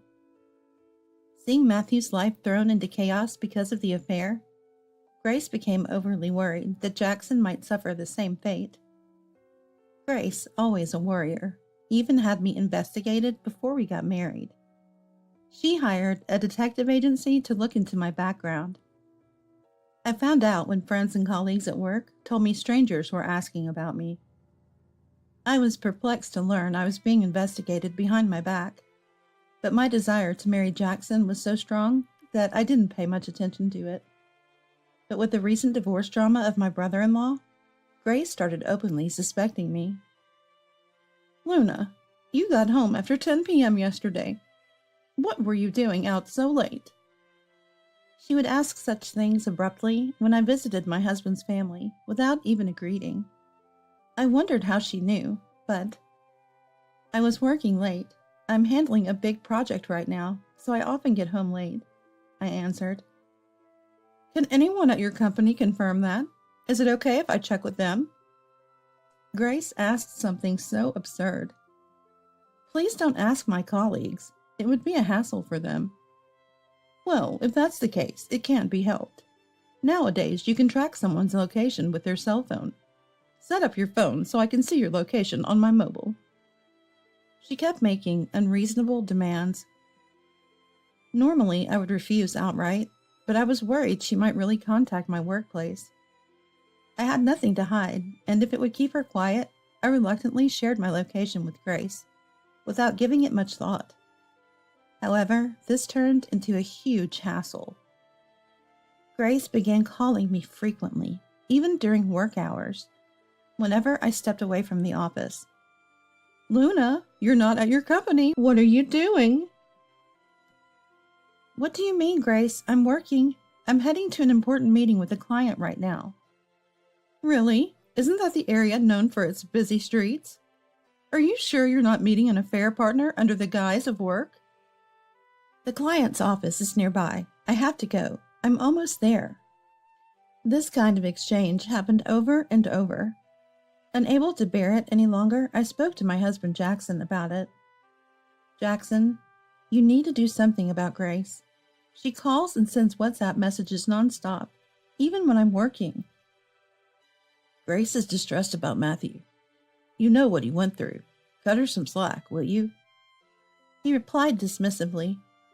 Meanwhile, Grace's behavior escalated further. One day, I had some free time during a business meeting, so I was discussing the deal with my boss at a cafe in a nearby business hotel. My boss, while looking at the documents, suddenly reeled back in surprise. I turned around to see an enraged Grace standing there. "Luna, are you on a date here under the pretext of work?" She glanced at my boss's ring. Well, well, the other person is married too. What are two married people doing together?" She said loudly. "What are you talking about, Grace? This person is my boss. We're having a meeting before meeting with our client." I hastily replied and managed to send Grace away. After apologizing profusely to my boss, I somehow managed to defuse the situation, but I was at my limit. When I got home, Jackson was already there, watching TV. I told him about what happened. Jackson said, "Grace jumped to conclusions, huh? That's unfortunate. But don't get upset over every little thing like this." He responded nonchalantly, "It's not just me. She's causing trouble for my boss, too. It's really a problem. Please talk to Grace about it, Jackson." But he was unhelpful. "You just need to be careful not to arouse suspicion. Then Grace will eventually calm down." He refused to take it seriously. After that incident, Grace became even harsher towards me, constantly suspecting something between my boss and me. No matter how many times I appealed to Jackson, he showed no signs of taking action. Due to Grace's behavior, arguments with my husband increased, and our marriage started to deteriorate.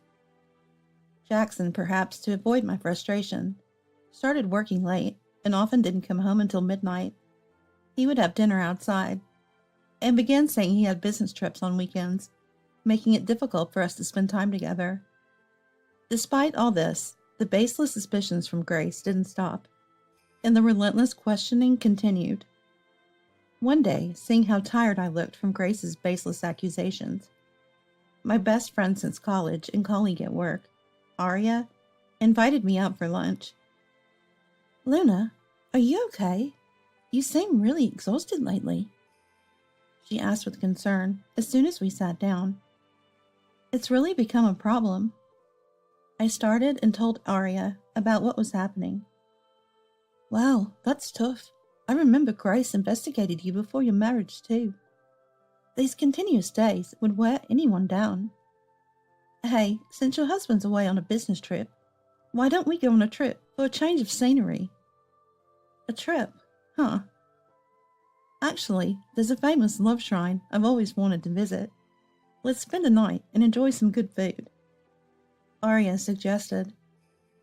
Indeed, staying at home only meant getting drained by Grace's constant calls, even for a short outing.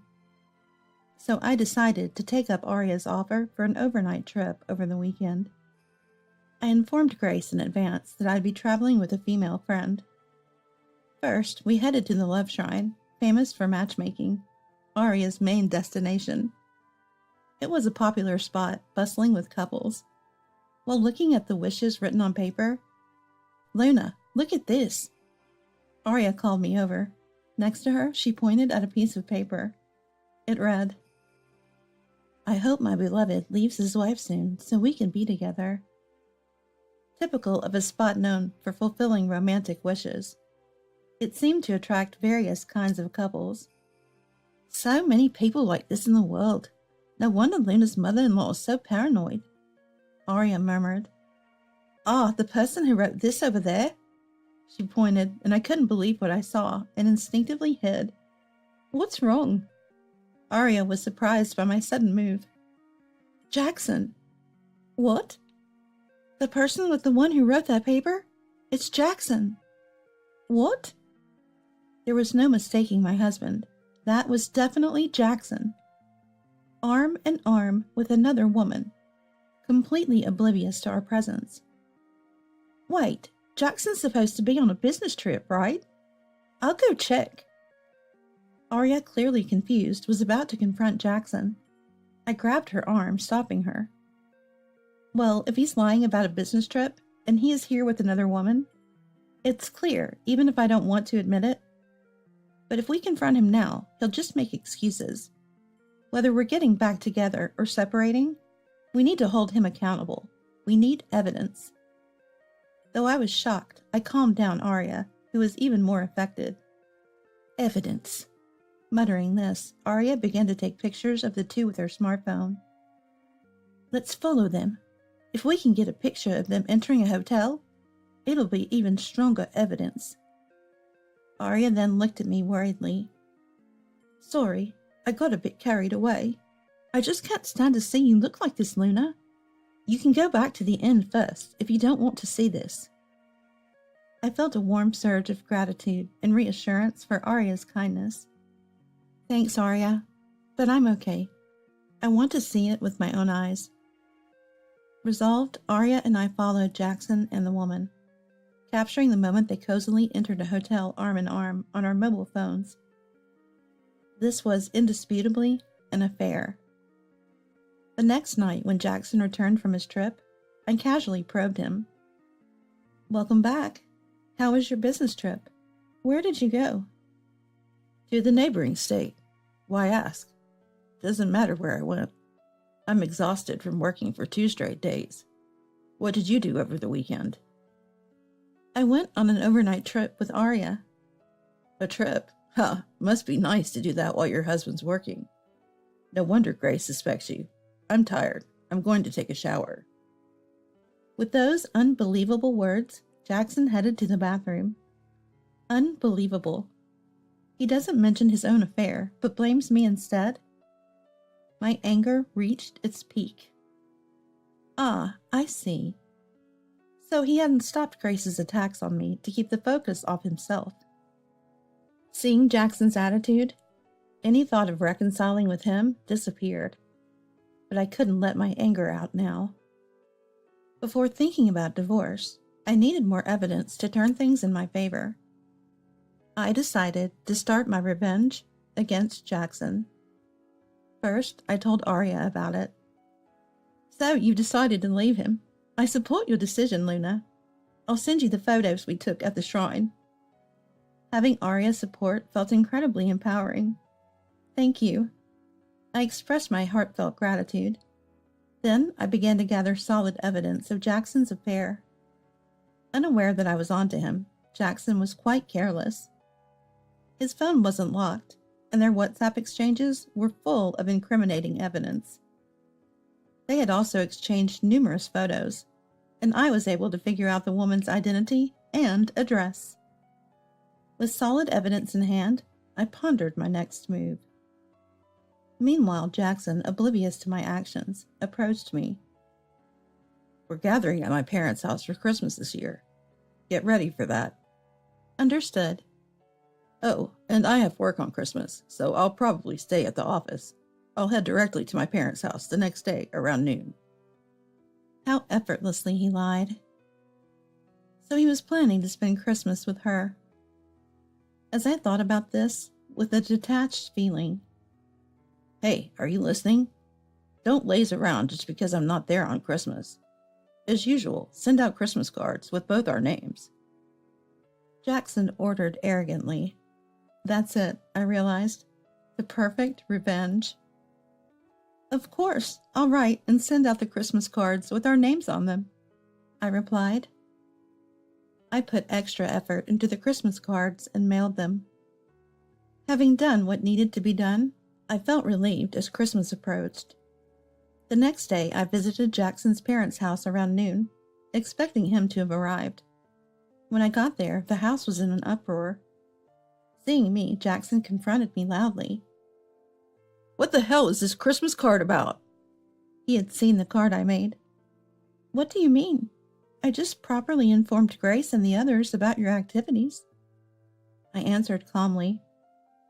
I had included a photo of Jackson cozying up with his mistress and a screenshot of their WhatsApp conversation, expressing love and future plans. You betrayed Luna and had an affair. It was you all along. Grace exploded in anger. Matthew, too, was furious with Jackson.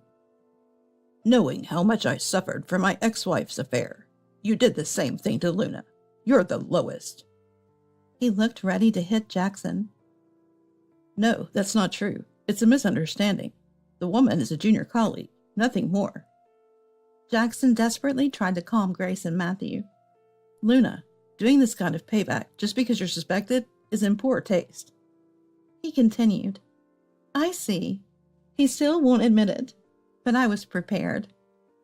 I laid out all the evidence I'd collected on the table. Then maybe you'd like to explain all this evidence. The family looked shocked at the evidence displayed. So the affair is true. What have you done? Grace said coldly. I thought you knew how much I detest infidelity. You've betrayed not just Luna, but our entire family. You're no son of mine. Don't ever step foot in this house again. She continued. Grace then apologized to me. Luna, I'm so sorry. I've been terribly suspicious of you since Matthew's incident. I should have doubted my own son. I'm ashamed as a parent. Sorry. It's okay. I'm glad the misunderstanding is cleared up in the end, I replied. In the end, Jackson muttered, looking at me. I then presented him with the divorce papers. We're separating right now. I'll be claiming a fair compensation in the divorce court. There's plenty of evidence, and you have no right to refuse. To my surprise, Jackson was defiant. Grace, Luna, do whatever you want. I was planning to divorce Luna and be with her anyway. She's way richer than our family, so being disowned doesn't bother me at all. While Jackson was saying this, he began calling his mistress Harper. Yeah, it's me. Be happy. I just got divorced. Now we can be together whenever. Harper's loud voice, audible to us all, shouted in response. What are you talking about, Jackson? What have you done? Because of the Christmas card you sent, I'm in big trouble. My parents are furious and say they'll disown me if I don't break up with you. What are you going to do about this? Jackson glared at me as he heard her scream. Indeed, I had sent the same Christmas card to Harper's house too. That's right, as you guessed, I sent Harper's family the same Christmas card. Since it was from both of us, I'm sure her parents got the message, I explained. It seemed Jackson and his mistress planned to rely on her parents' support for their future life. Jackson had apparently told her parents he was already divorced. Learning their relationship was an affair, her parents were understandably enraged. My life's in jeopardy, not to mention the marriage. I'm not going to break ties with my parents just to be with you. Don't contact me ever again. With that, Harper hung up. Jackson, dumped by the mistress he thought he would be with, suddenly changed his tune.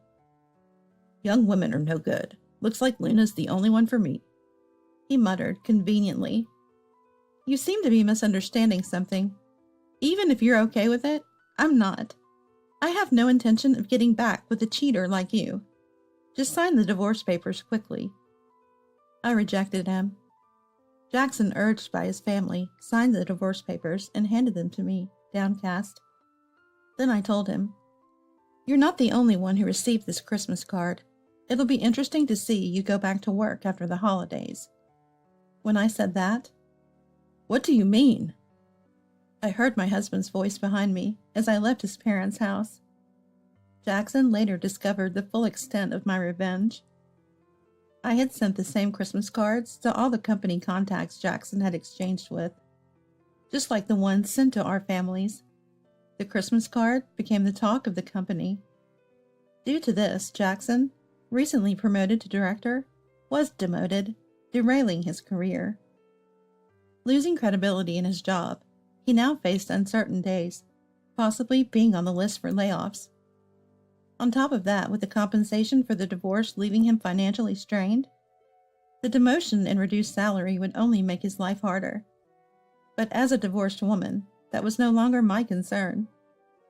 To avoid the hassle of dealing with everything myself, I left all the proceedings to a lawyer and refused any contact with Jackson.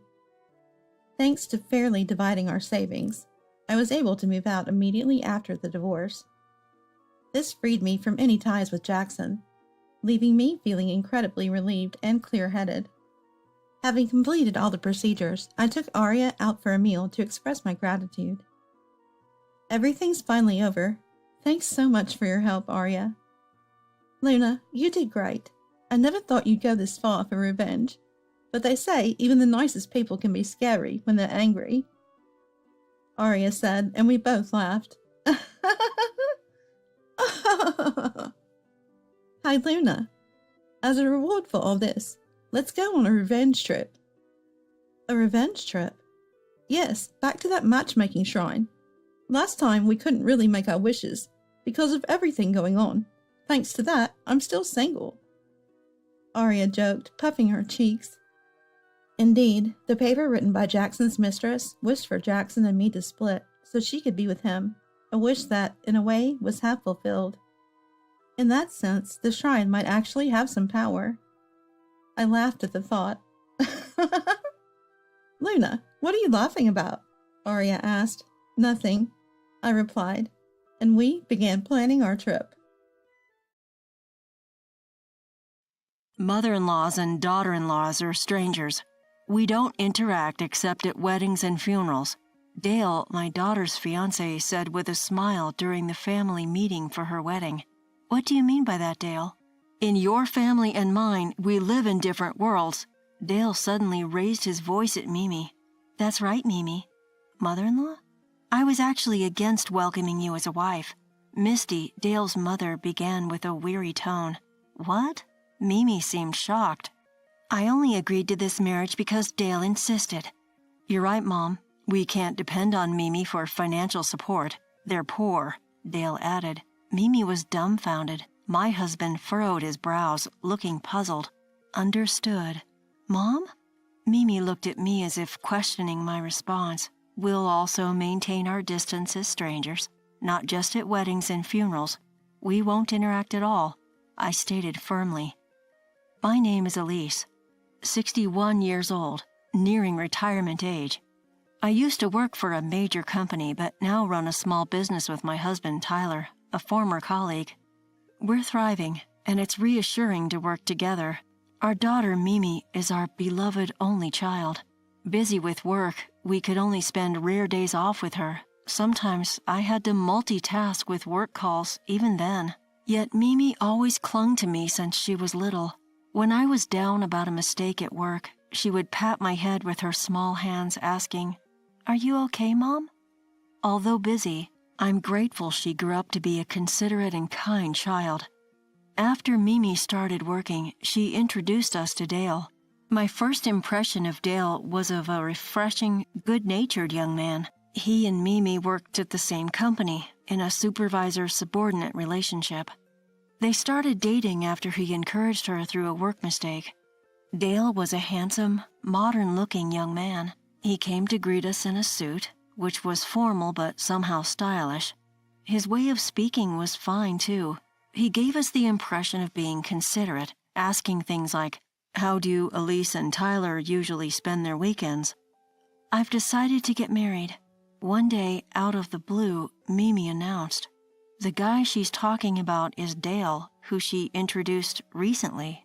My husband and I were quite surprised by the sudden news. It was unexpected because Dale didn't mention marriage during his last visit. Back then, Mimi only said they were considering their future, so this sudden development left us baffled.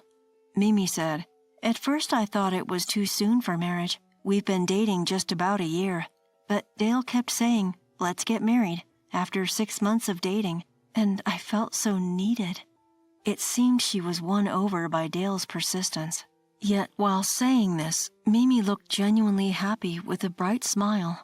My husband also seemed thrilled, saying, I've always dreamed of going fishing with my son-in-law, his joy visibly apparent. However, one thing bothered me. Dale hadn't been in touch for a while after that. I thought if he really wanted to marry Mimi, he should have come to greet us right away. When my husband proposed to me, he immediately discussed visiting my parents and came in a neatly tailored suit. But Dale hadn't done anything like that. I wondered, is this how all young people are these days? By the way, Elise and Tyler, where do you work? Dale asked today, as he came with Mimi for the first time in a while to report about their marriage. It seems Mimi had asked Dale to report their marriage to us parents. In the middle of our casual conversation, Dale suddenly inquired, We run our own business, so we're not employed by anyone, I answered without any trouble. Does that mean you're the boss? Wow, that's impressive. Dale seemed a bit surprised. No, it's nothing grand. We're not running a company, just doing some small work on our own, I modestly replied. Does that mean you don't have any other employees? Dale looked even more astonished. Yeah, it's just the two of us handling small-scale work, I said. Suddenly, Dale's expression turned sly and slightly malicious. Wow, that must be tough. Can you even make a decent living with that? Dale's change in demeanor surprised me. Not just me, but my husband and Mimi were also taken aback. We managed to make enough not to struggle with our basic needs, I answered calmly, though surprised. No way. Making ends meet through small-scale work must be tough. Wouldn't it be better to get a proper job at a company? I bet your income is low and life is a struggle, right? Dale said. Hey, Dale! Mimi interjected, looking startled. No, Mimi, you should understand this too. Being employed at a proper company and becoming a high-income earner like me or my dad, that's normal, Dale said, looking smug. Mimi argued back, not backing down. That's not true. Any job can be great if you take pride in it. Being a company employee isn't everything. Well, Mimi, being raised by Elise and Tyler who run a small business, this might be hard for you to understand. Sorry, Dale said, laughing it off. My husband frowned and Mimi kept apologizing with a guilty face. I felt quite upset by Dale's attitude. Then, on the day of the family meeting for the wedding, we met Dale again, who hadn't apologized since his disrespectful marriage announcement. No apologies came through Mimi either. Mom, Dad, I'm really sorry, Mimi said, looking pained at the entrance of the restaurant where the family meeting was held. But Dale and his mother, Misty, stood next to her, smirking without a hint of apology. In contrast, Dale's father, Dom, was silent, almost invisible. Thank you for your time today, Mimi politely thanked Dale's parents. No problem, Dale insisted. You should be thanking us, Misty said with a nasty smile, making Mimi's face tense. Misty's condescending attitude was clearly off-putting. The meal as a family began. Mimi tried to initiate conversation, but Dale only gave vague responses. Misty laughed in a way that seemed to look down on us. Then Dale suddenly said, Mother-in-laws and daughter-in-laws are strangers. We don't interact except at weddings and funerals. What do you mean, Dale? Mimi asked in shock. It means exactly what I said. In your family and mine, we live in different worlds. Dale raised his voice at Mimi. That's right, Mimi. Mother-in-law? I was actually against welcoming you as a wife. Misty started, sounding resigned. What? Mimi seemed deeply shocked. Dale insisted on the marriage, so I reluctantly gave my permission. Misty, Dale's mother, said. That's right. Mimi's family is poor, so it would be troublesome if they relied on us financially, Dale added. Elise and Tyler run a small, unstable business, right? My family is different. My dad has a high-ranking position in a top-tier company, and honestly, we're not struggling with money, Dale continued while his mother laughed along. Your family and ours are different. Even if you married Dale for his money, don't expect us to take care of your family's financial problems. You should be grateful we even allowed this marriage. Such a thing. Mimi stood dumbfounded, her face turning pale. Understood, I said quietly. Mom? Mimi looked at me, her eyes brimming with tears, on the verge of crying. We'll also maintain our distance, not just at weddings and funerals, but in all matters. We'd prefer if you also refrain from involving yourself with our family in the future, I said firmly. Of course. I don't want to be associated with bottom-tier jobs like Elise and Tyler's, Dale said, laughing as if it was obvious. Oh, Dale, you shouldn't say the truth like that. Misty laughed, looking at Dale. Mom? A tear rolled down Mimi's cheek. Today was the wedding day. I had repeatedly advised Mimi to call off the wedding, but she refused, and her reason was shocking. Dale is threatening me. I want to continue at my current job, but Dale said if I break off the engagement, he'll spread lies about me at work. Dale's true colors were finally evident to Mimi. He was not only Mimi's superior, but highly trusted by others. He seemed to be wearing multiple masks of deception. Apparently, he was popular with women and his colleagues envied his marriage, but that was only until today. Today, I planned to bring Dale down to rock bottom. The wedding ceremony went smoothly, and it was time for the reception to begin. Mimi entered with Dale, her smile strained. She seemed to be forcing herself, and my husband looked worriedly at her. Oblivious to Mimi's struggle, Dale was waving cheerfully at the company executives, colleagues, and subordinates he invited to the reception. Then the moment finally arrived. The host announced, "Now we will have a toast by the bride's mother, Elise." Applause erupted instantly. Dale and Mimi's colleagues from their company clapped, smiling at us. "Thank you for gathering here today. As the mother of the bride and the co-owner of a law firm." Yes, I actually run a law firm with my husband. Originally, I held a position in a major law corporation, but I decided to start my own firm and do things my way. It turned out to be a great success. Though we handle fewer cases as a duo, we have many high-profile clients, including listed and famous companies, thanks to referrals from my previous firm. In fact, I had some connections with executives from Dale and Mimi's company due to my past job. That's why I had explained the situation to the company's executives in advance and invited them to the reception. When I mentioned being a lawyer, Dale was visibly shocked, likely because it was not the job he expected. Misty, Dale's mother, had an amusingly distorted smile. Dale confronted Mimi. "Wait, Elise and Tyler are almost incomeless with their shabby jobs, right?"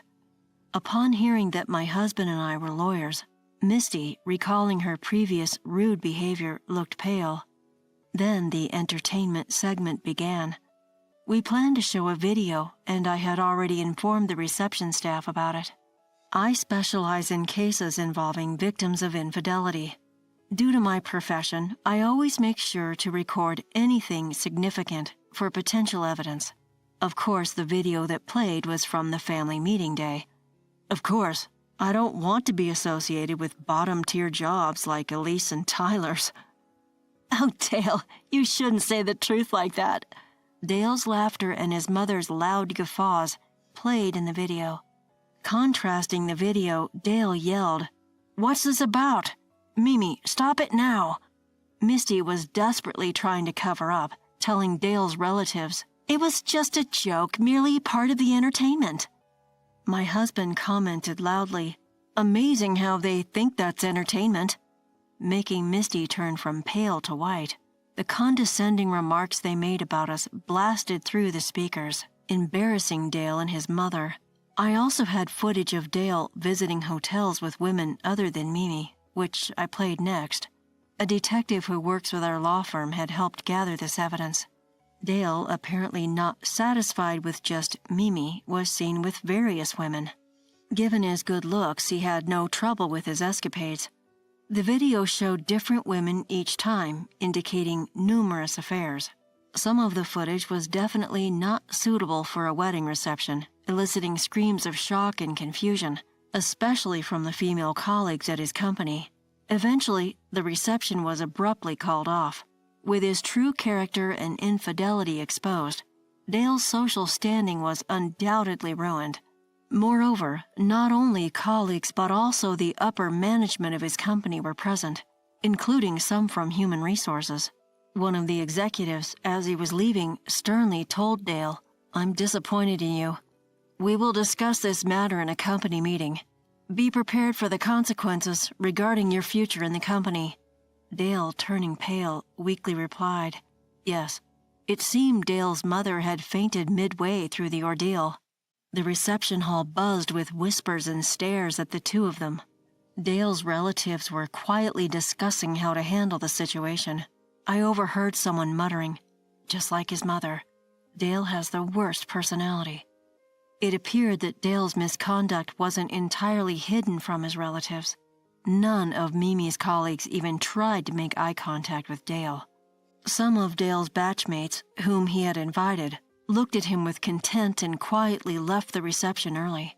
Dale, who had been popular until then, often received Valentine chocolates and coffee from female colleagues, apparently treated quite favorably. But now the situation had changed. The women at the reception viewed Dale as an enemy, and one particularly influential woman among them seemed ready to get involved with Dale, but in a negative way. As expected, Mimi and Dale's marriage was called off, since they planned to register the marriage after the ceremony. Mimi's family registry remained untarnished. Given Dale's affairs during their relationship, we decided to demand a substantial sum for damages, including wedding expenses. It was a small price to pay, considering Mimi's feelings. According to the detective I know, Dale had spent most of his savings on his affairs, leaving him with little for the compensation. He would struggle to arrange the settlement. Surprisingly, it was Dale's previously indifferent father who reacted. Triggered by the incident, Dale's parents apparently divorced. His father had quietly visited my husband and me before the wedding, apologizing for the family meeting day and hinting at a divorce. We had given him some heartfelt advice. Initially, Dale's father approached us, unaware that my husband and I were lawyers, saying, "I'm thinking of divorcing my wife." He seemed quite surprised when he found out about our profession. He was evidently troubled by Dale's arrogance, his mother's nasty nature, and her extravagant spending habits. We had a thorough conversation with Dale's father before the reception, agreeing to keep our professions and the entire plan a secret. Eventually, Dale's mother's flamboyant spending on hosts and designer bags, leading to a near penniless state, became the final straw in their divorce. According to Dale's father, they had almost depleted their savings, so the divorce was somewhat inevitable. Now, Dale and his mother are living together, and rumor has it they are constantly quarreling. Dale was demoted and transferred to a remote branch office with only one employee, a decision made immediately after the reception. When I spoke to the executives at Dale's company who helped us, it turned out that Dale's new location is typically what's referred to as a layoff room. Dale repeatedly called me after his transfer, apparently realizing that I had connections with the company executives and could potentially influence his career. "You are actually amazing people, right? If only you had told me earlier that you were doing such respectable jobs, I wouldn't have acted that way. Isn't this partly your fault too? Please, talk to the executives so I can get a promotion." I was appalled at Dale's nerve to call me with such requests and surprised that he still thought I could influence his promotion. "Dale, remember what you said? Mother-in-laws and daughter-in-laws are strangers. We don't interact except at weddings and funerals. You and your mother are now complete strangers to us. Whatever happens to you is none of our concern. We have no intention of ever interacting with you again," I told him. I also warned him that if he continued to call, I would involve the police. It's puzzling how someone with such a delusional mindset like Dale could have been so well regarded. Even with a good-looking face, his other qualities were far too negative. He must have deceived everyone with his charming smile.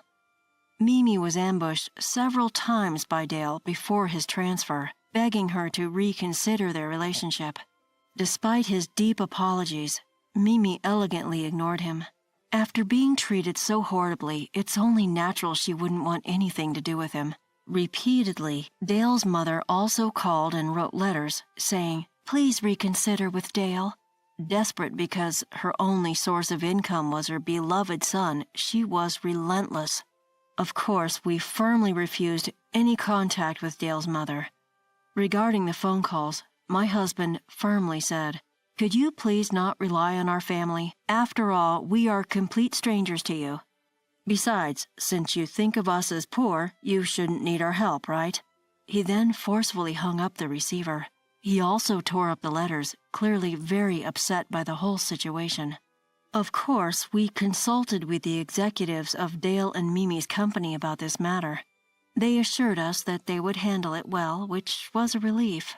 Dale's situation might become worse than just being relegated to a layoff room. He's completely off the elite track now, and it's even uncertain if he can stay in the company at all. Well, it's all a result of his own actions. As long as he can earn enough to cover the compensation, that's all that matters. Mimi went through a lot, but she eventually recovered.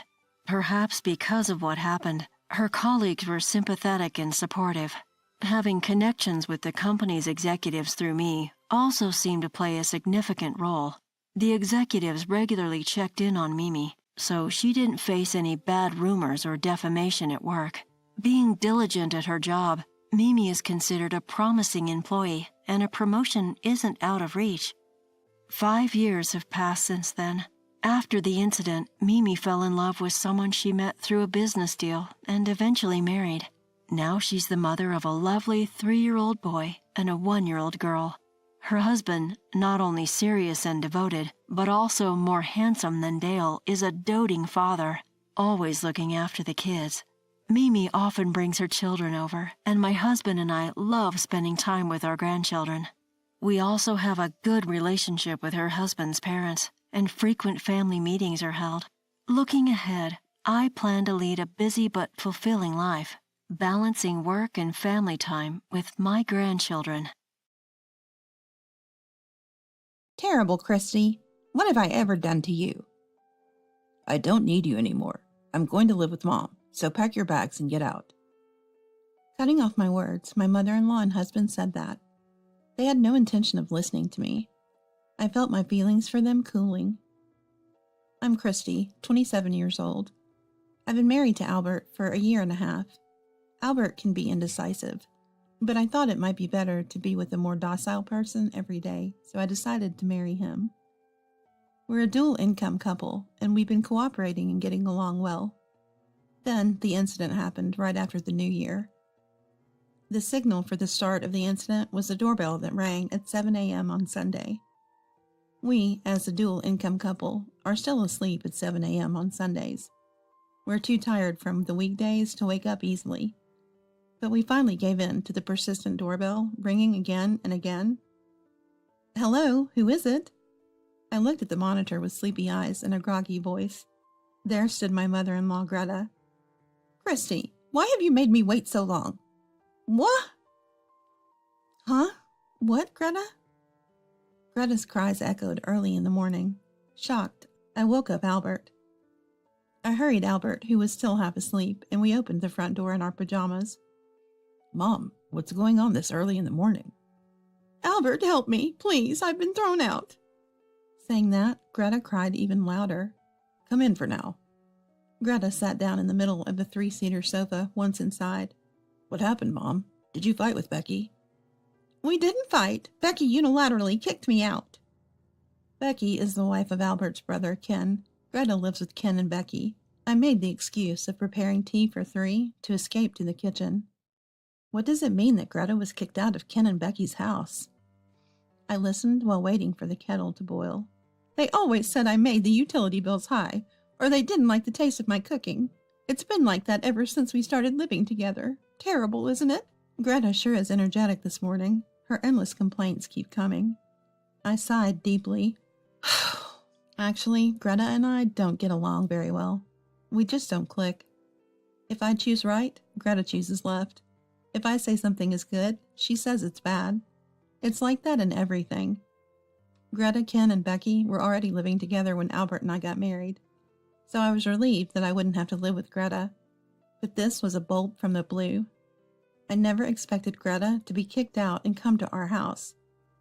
This morning I finally couldn't stand it and talked back, and then they told me to get out. I'm so sad and ashamed. I thought Becky wasn't that unreasonable, but is it true? Tea's ready. Thank you, Christy. You're on my side, right? Great. I have nowhere else to go. Please let me stay here. What? I really struggle with Greta's habit of unilaterally deciding things. I had a hard time at our wedding because of this. She decided on the wedding cake and dress on her own. Don't decide on your own. It's our wedding, Albert's and mine. And since Greta and I have opposite tastes, none of it matched what I had in mind. I had a tough time convincing Greta not to create a fuss and changing things to match our wishes. Bitter memories. Even after getting married, she makes plans without considering our convenience. We had to reschedule or adjust work because of her. I have common sense, you know. I wouldn't dream of taking Christy's room. I'll just borrow a little space in Albert's room, so don't worry. No, no, no. Common sense, really? And live here. This is all so sudden. Our home is a 2-bedroom, company-owned house. Albert and I each have our own room. There's no spare room. Even if she borrows part of Albert's room, our house is small. It was inevitable that problems would arise immediately. Is she really going to settle here? Greta? A crazy thing happened on a Sunday morning. After breakfast, Greta holed up in Albert's room. Albert went into his room to listen to Greta's story. I sighed deeply while cleaning up after the breakfast for 3. First, I decided to talk to Becky. Since Albert is listening to Greta, I'll leave that to him. I need to understand the situation by combining both sides of the story. Albert, Greta, I'm going out to do some shopping for lunch. I called out from the living room, and Albert and Greta showed their faces from the door. Take care. Be careful, Christy. Okay. 2 similar faces peeked out from the door. They really are mother and son, I thought again. I went shopping and stopped at the park to call Becky. I had emailed her before leaving the house, so Becky answered quickly. Christy, are you okay? Greta must be causing trouble, right? Becky started with that. Becky, are you feeling mentally drained? It's Ken who's suffering more. Ken? Huh? Ken, who Greta never mentioned, is struggling? What does that mean? What did Greta tell you? Well, I honestly told Becky everything I heard from Greta. Then Becky, with a serious tone, said, I thought as much. Don't believe what Greta says, Christy. Becky's story went like this. Before living together, Greta, Ken, and Becky had discussed how much money each would contribute to the household monthly. But that only lasted a few months. Greta stopped contributing money at all. Ken repeatedly asked Greta to stick to the agreement, but she wouldn't listen. Greta had quit her job unexpectedly. Then she began taking money that Becky left at home for expenses, including food and the kids' ballet class fees. When Becky protested, Greta played the victim. The situation had actually been going on for a while. Albert and I had no idea. Ken and Becky started avoiding leaving money at home. Proud Greta didn't ask Ken and Becky for money, managing with her savings and pension. Then Albert got involved. We had given Greta some money, saying he won big in gambling. That's when things changed. Greta started belittling her eldest son and praising her youngest. And this morning, I'm fed up with this awful life. Albert will treat me better. Greta stormed into Ken and Becky's bedroom saying that, and then left. That was just before 6 a.m. today. I was puzzled. Greta's story was completely different. Becky advised me worriedly. Whatever you do, don't make promises to Greta.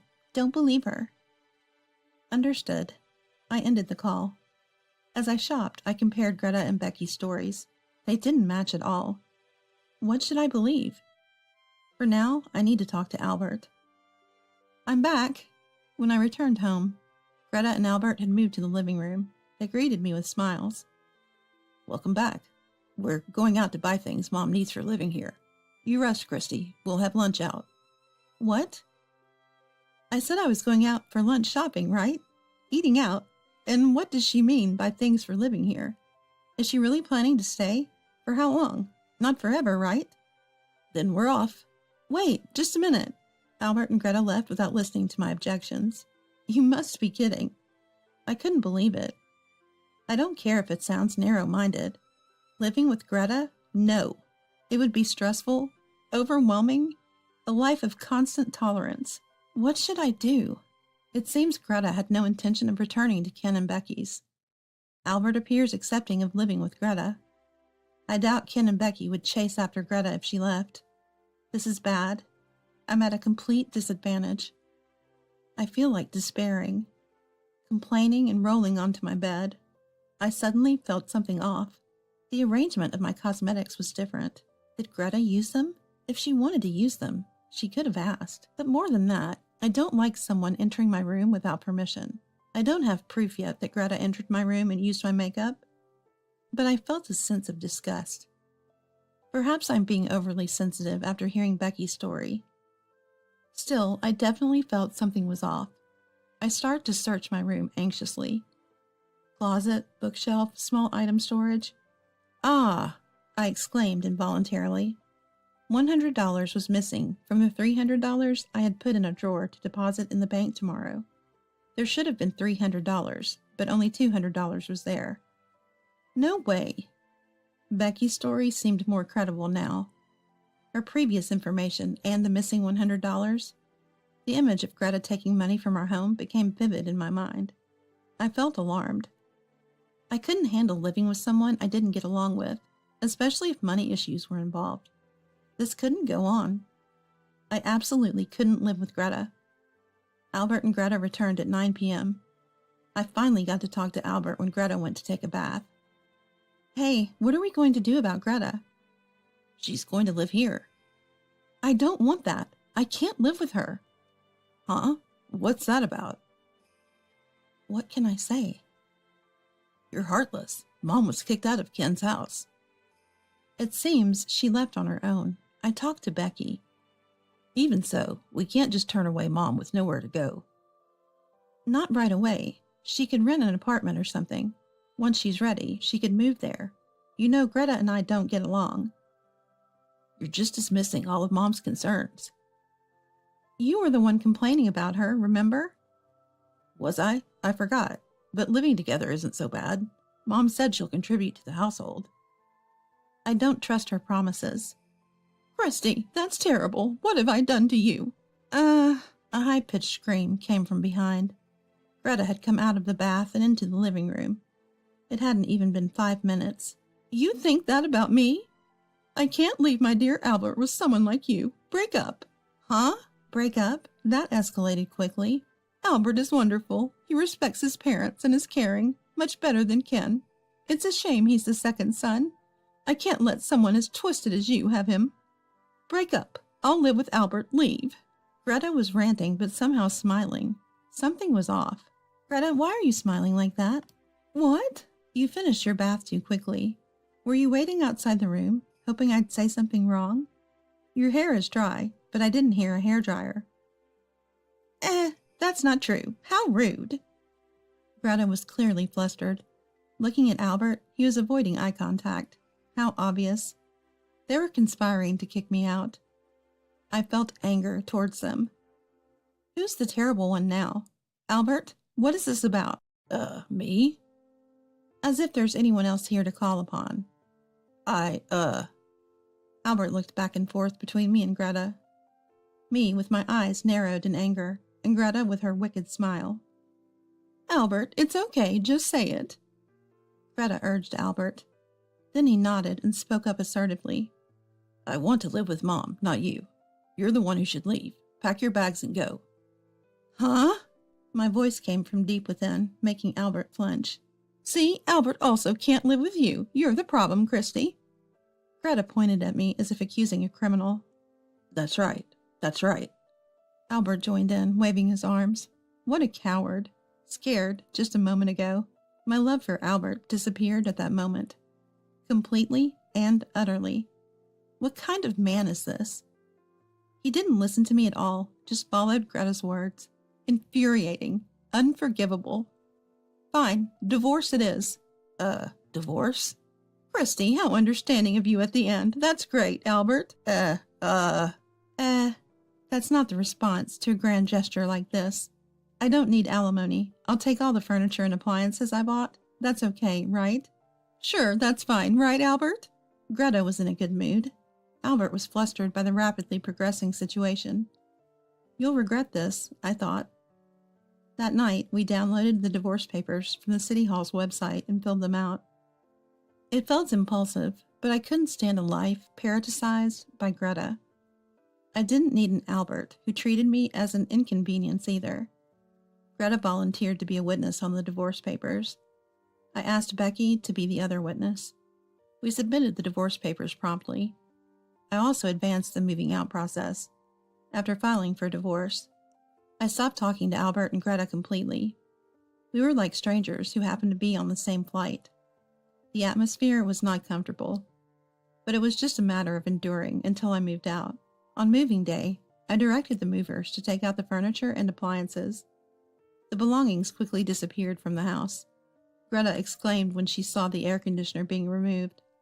Wait, Christy, why are you taking down the air conditioner? Why? I bought it. Where did the TV go? The TV is mine too, and so are the washing machine, vacuum cleaner, microwave, and hairdryer. Before we got married, Albert lived in a furnished studio apartment. I, on the other hand, had my own furniture in a normal rental. When we decided to live together, I brought most of it here. I left the refrigerator, which we bought when we got married, for a bigger one, and the scale. What are you doing? Put them back. We can't live without these. Albert knows most of the furniture and appliances are mine, right? Albert stood dazed, watching the belongings being carried out. The movers seemed concerned about the exchange between me and Greta. I asked them to please continue without minding us. Throughout the process, Greta continued to criticize and blame me, directly and boldly, muttering on the side, looking at Albert and me as if we were something unbelievable. Pretending to cry and collapse, she kept attacking me in various ways. It was impressive how she showed so many reactions in such a short time. I think it's amazing. Maybe Ken became mentally worn down, being constantly spoken ill of by Greta. I feel sympathy for him. When the work was done, I asked Greta, "By the way, have you decided where you're moving to?" "Moving? Where to?" "Yes, after all, this place is a company-owned house of my company." "What?" Greta was shocked. "Company-owned house? Of your employer?" "Yes, so if I leave, you too can't stay here." "What?" "I've already informed my company about the divorce and given them Albert's contact details. I think the HR department will contact you soon." "Goodbye, then." I cheerfully said my farewell. Greta looked stunned. Albert just nodded vaguely. My new place is a single-person company-owned house. The one I lived in until recently was a family-type company-owned house. Moving has shortened my commute and given me more time in the mornings. Housework is just for one now. I can even enjoy a drink whenever I like. How comfortable it is to live alone. I was appreciating the joys of living alone when my phone rang after work. It was Albert. Feeling good from the drink, I unwisely answered, even though I should have ignored it. "Christy, I was wrong. Come back," Albert exclaimed as soon as the call connected. "I'm already home." "Not that home. I mean, come back here." Why?" What a ridiculous thing to say. I couldn't help but laugh. "The HR department from your company contacted me. They said I could stay here." "That's good for you." "Not good. This place has a rent of $13,000. "Well, it's a well-located family property." "It's a convenient family property with necessary shops nearby. That's a reasonable price." Until now, there was a company rent assistance, and Albert and I split the remaining rent. That's what the $300 I left at the house was for, 100 of which Greta stole. "I got swayed by Mom. She said she had nowhere to go. I was her only hope. Flattered me. I got carried away trying to protect Mom and was harsh to you. I never really wanted a divorce."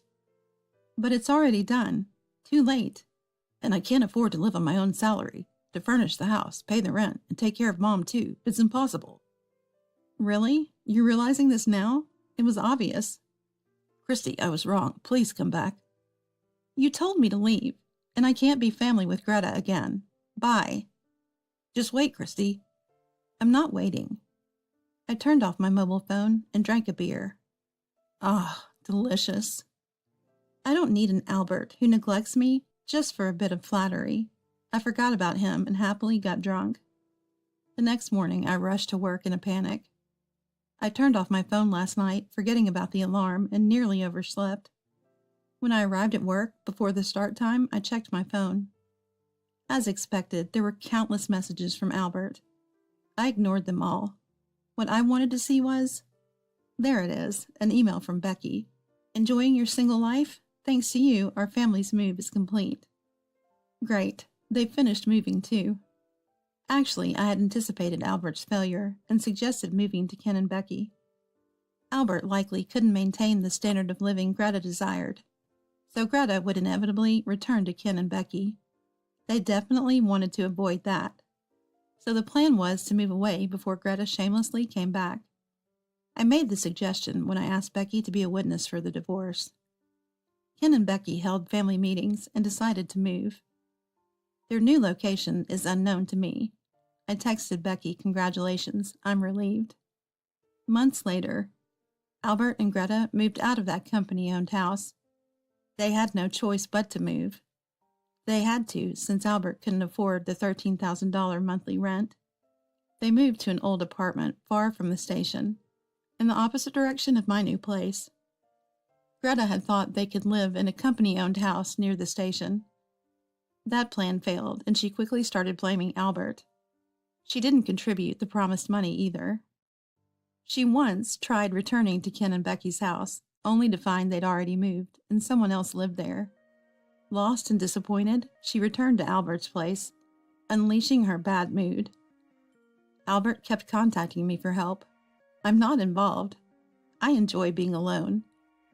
Recently, I got tired of Albert's frequent updates and changed my phone number. Now I won't be bothered by annoying Greta. No more worries about being stuck with a man who can't stand up to his mom. This divorce corrected the course of my life. I just turned 27. A failed marriage is no big deal. There's still so much life ahead. I'm Claire, a 26-year-old company employee who just turned 26. The company I work for is a reasonably large corporation. My parents are still alive, running a real estate development business in the city. It's a small company, but Dad's management has been successful, and we've lived a fairly wealthy life. Even during the recent pandemic turmoil, thankfully our business has remained stable, and we've managed to live peacefully. Now at my age, I'm starting to think about marriage. Actually, I have a boyfriend I met in a club during college, and we've been dating for a long time. Both of us thinking about marriage. His name is Trevor, 28 years old. His family is a well-known household in the countryside, and he's been living alone in Boston since college. He's kind and treasures me. I felt happy. However, there was one concern. It's just a rumor, but many say Trevor is a playboy. Since college, he had had a reputation for being the center of attention, and when we started dating, even my friends expressed their worries. But he was my first boyfriend, and he was always kind and wonderful in front of me. Trevor being a playboy is just a rumor, right? Even if he was like that in the past, now he's only mine, so it doesn't matter. Maybe I was just naive, not listening to what others said. And finally, our marriage was decided. We had completed the engagement formalities, booked the wedding venue, and even figured out our new home, at the peak of happiness. One day, my college classmates and juniors gathered, and we had a lively girls-only party. The conversation, of course, turned to my upcoming marriage. Claire is the first among our classmates to get married. I sometimes think it's too early, but maybe it's just the right time, said Mila, my college classmate and close friend, munching on a vegetable stick. Really? I still want to have more fun, Chloe, another close friend, said as she swirled her glass of wine. Anyway, I'm worried about Trevor. Isn't he rumored to be a playboy? Are you sure about that? He's not, as Mila says. He's totally into me. Claire, you're such a child. You can't stay a dreamy girl forever, you know? Chloe strongly agreed with Mila. Is that so? But once we get married, he'll probably settle down, right? That's naive. Well, it's typical of you to be like a dreamy princess. There's even a rumor that there might be some ulterior motive for Trevor marrying you, you know? Don't say weird stuff, Mila. But, what's up, Zoe? Zoe, chimed in, was a junior from the club, 2 years our junior. We got along well, and always hung out together. I was hesitant to bring this up here, but Trevor is pretty close with Lucy, right? Lucy? Yes, she's my classmate who joined our sophomore retreat, even though she wasn't part of the club. After that, Trevor gave her a ride home, and they've been out for meals a few times. What? Isn't that like cheating? No, Mila. I know about that too. They're from the same hometown, and I heard he's been looking out for her as a senior. Well, if Claire's okay with it, I guess it's fine. I trust Trevor, so it's all good. Even though I said that, I couldn't shake off a feeling of unease. After that party, I met with Trevor. Hey, how's Lucy doing recently? What do you mean? She's just a normal friend.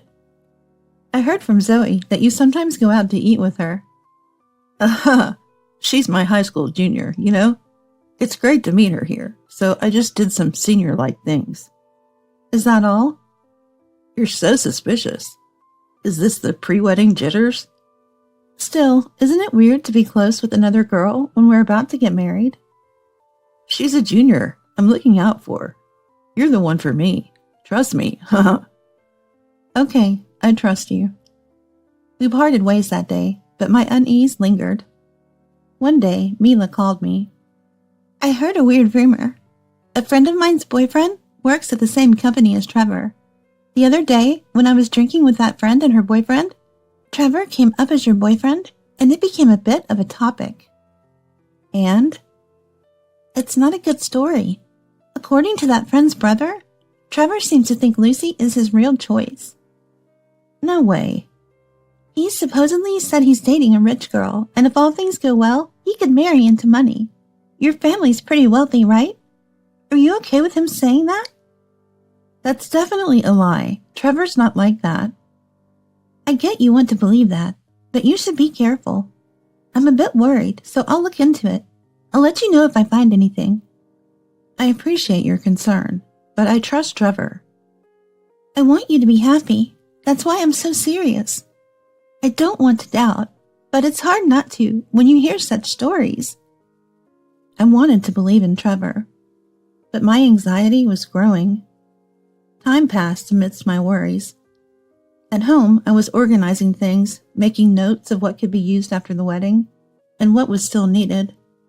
I need to do some shopping. I have to discuss it with Trevor. As I thought about it, I couldn't help but smile. A modest but warm life. Just imagining it made me happy. Then the WhatsApp notification rang. It was from Mila. She sent a photo out of the blue. It showed Trevor walking closely with some woman. The place was a theme park I recognized. Looking closely, that woman was Lucy? I switched from texting to calling. I was at the theme park with friends and saw Trevor. He was with Lucy. Did you know about this? No, I didn't. He said he had to work today. So much for working on a holiday. Do you still trust Trevor? Yes, I trust him. There might be some reason I don't know about, and Lucy is just a junior from his hometown. I don't see anything suspicious. Well, if you say so, Claire, but I find it suspicious. Mind if I look into it more? Sure, but Mila, are you against my marriage? Not at all. It's just Trevor's actions that are suspicious. Would he really go to a theme park alone with a junior without telling you? I'll ask him about it tonight. No, you shouldn't say anything. This was just something I stumbled upon. It'll complicate things if you bring it up. Okay. I'll look into it a bit more. If there's nothing, that's it. If there is, we'll just laugh at Trevor's mistake. That won't be necessary. Yeah, you're the princess. But you have to face reality. While I appreciate Mila's concern, my unease about Trevor's actions grows. Should I keep trusting him like this? Mila's activities became more frantic. She communicated less with me and seemed to be in constant contact with someone. Knowing Mila's character, I'm sure it's not anything weird. I'm not worried, but curious about what she's up to. Trevor, my fiancé, has been busy with work lately. He was appointed the deputy leader of a new project. He said he'd be on a business trip for a while, working on site with the client's company. We won't see each other for a bit. Well, it's work, and it should be done before the wedding, so hang in there. I'll miss you too. With that, Trevor left for his business trip. Trevor lives alone, in an apartment contracted by his company. It must be inconvenient for him. Thinking so, I visited his apartment on my day off. Assuming he wouldn't eat properly alone, I planned to cook, clean, and do his laundry. It had been 2 weeks since we last met, but we rejoiced at our reunion. We went shopping at a nearby supermarket and cooked together. I kicked him out of the room to clean and do laundry. I thought a man's solo living space would be messy, but it was surprisingly tidy. Unexpectedly, he was quite organized, making me think housework would be easy after marriage. I smiled mischievously at the thought. While I was pondering, I noticed something in the corner of the room. It looked like an umbrella. It had pink frills and cute rabbit patterns. I picked it up and examined it closely. Obviously, it wasn't his, nor mine. Just then, the front door opened and Trevor came back. Man, killing time alone outside is quite hard. Ended up reading manga at a comic cafe. I bought your favorite cheesecake from a famous local patisserie. He said as he came in, but his expression changed when he saw the umbrella in my hands. Claire, that's... He started to panic. Trevor, what's this about? Surely you're not going to say it's yours, right? I remember now. It's Mom's. She left it here when she stayed over last week. I've been looking for it. Your mom uses an umbrella with little bunnies on it? Well, you know Mom. Still acts young and loves character stuff. This is the umbrella of a woman who prefers simple and sophisticated things, huh? Yeah, that's right. We have a lot of these at home. She loses her judgment when trying to look young. I see. Your mom is quite youthful. Yeah, that's right. Dad and I are always saying it's embarrassing. Hey, Trevor. What is it? Even when I get old and turn into an auntie, will you still love me? Of course. Even if you turn into an auntie, even if your body fat exceeds 40%, my love won't change. You're saying too much, but okay. After that conversation, Trevor let out a huge sigh for some reason. A while after that, Mila invited me on a trip. It was a surprise visit to Trevor's business trip location. I was immediately on board with the idea. I quickly got ready and met Mila at the station. Mila, you're quite the strategist to think of this. Well, I'll always be like this. So we decided to enjoy our childish adventure. Arriving at the nearest station and passing through the ticket gate, Mila suddenly said, Isn't that Lucy? What a coincidence to see her here. Mila, and what, Claire too? Hello, long time no see, but why are you here? I like traveling alone and came here for sightseeing. Lucy's face turned pale. Oh, what a coincidence, huh? Mila gave a sly smile full of implication. Well, it must be fate. How about having lunch together? You're okay with that, right, Claire? I don't mind, but... I'd love to, but I have plans after this. Lucy was trembling. Plans like meeting someone? No, not that. I have a travel itinerary and some sightseeing spots I want to visit. Let's go together then. We have no plans. Let us accompany you. But that's... Don't say that. It's always good to have company on a journey, right? We'll treat you to lunch, so it's decided. With persuasive words, Mila half forced us along, quickly taking action and leading the way. Lucy kept looking back towards the station. During the meal, she seemed to receive several calls on her mobile phone and stepped out occasionally. Mila asked, What's up? Something urgent? No, it was just a confirmation call from the hotel I've booked for today. Already booked, huh? Maybe we should stay there too. What?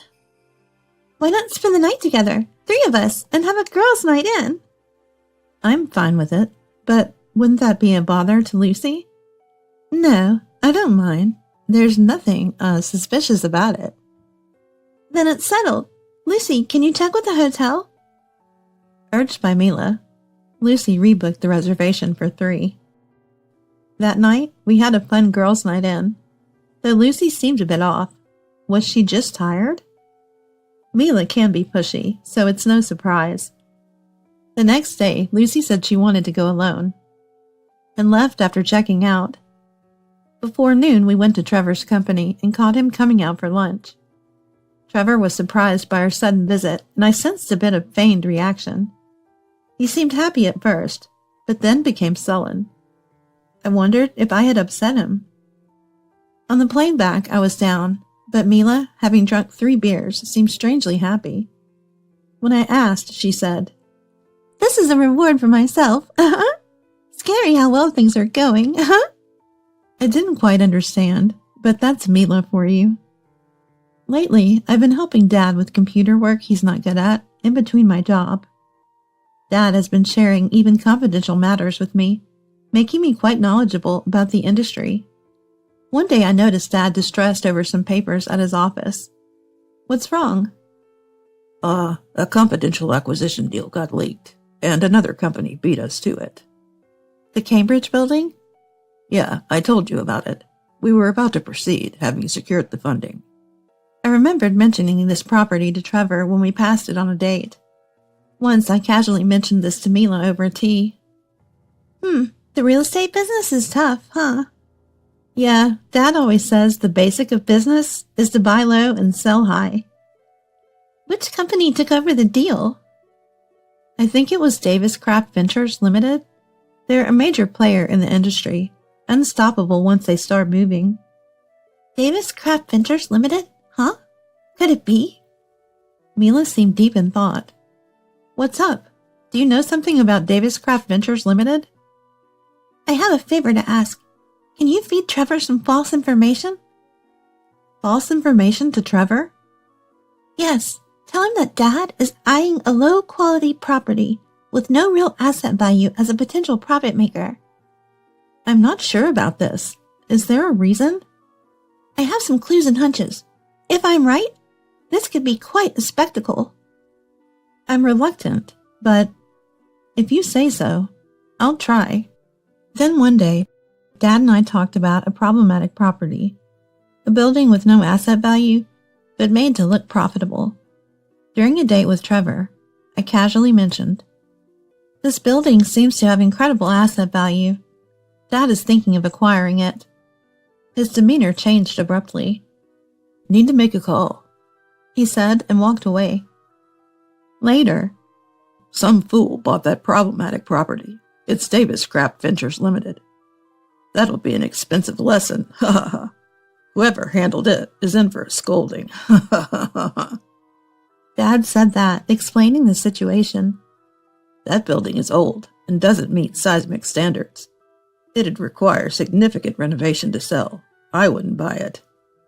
Indeed, a professional's eye is different. After that, Trevor seemed down.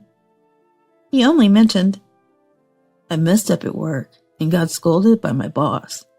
He looked like a child scolded by a parent. I told Mila about this, and she said sternly, Claire, you shouldn't speak lightly about work matters. It's unprofessional to casually discuss work, even if you don't realize it. Why am I being scolded?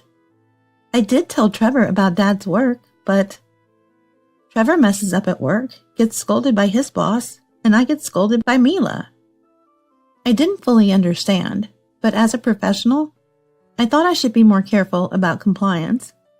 Then the day before my wedding with Trevor arrived. Planning to go to bed early for the big day, I got a call from Mila.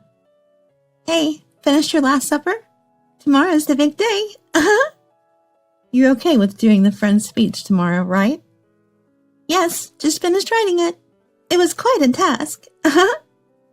Oh, was it that difficult? Sorry. No, it was actually fun. Tomorrow will be unforgettable for you. Kind of scary, but looking forward to it. Then, on the big day, as the bride and groom, we were the main focus. but we were constantly pulled here and there. Before I knew it, it was time for the toast. There were the usual family speeches, and a brief time for mingling. As I was at the head table, relatives and friends poured us drinks and offered their congratulations. Amidst all this, Mila whispered in my ear, "Honestly, I'm against this marriage, so I'm going to ruin the ceremony." What are you talking about? Her shocking confession left me frozen. Listen, you'll understand once you hear what I have to say. He's a real villain. You might not see it, but I've done my research and know his true nature. I'll protect you, trust me. What do you mean? Just watch from here. I've got everything prepared. Mila smirked and returned to her seat.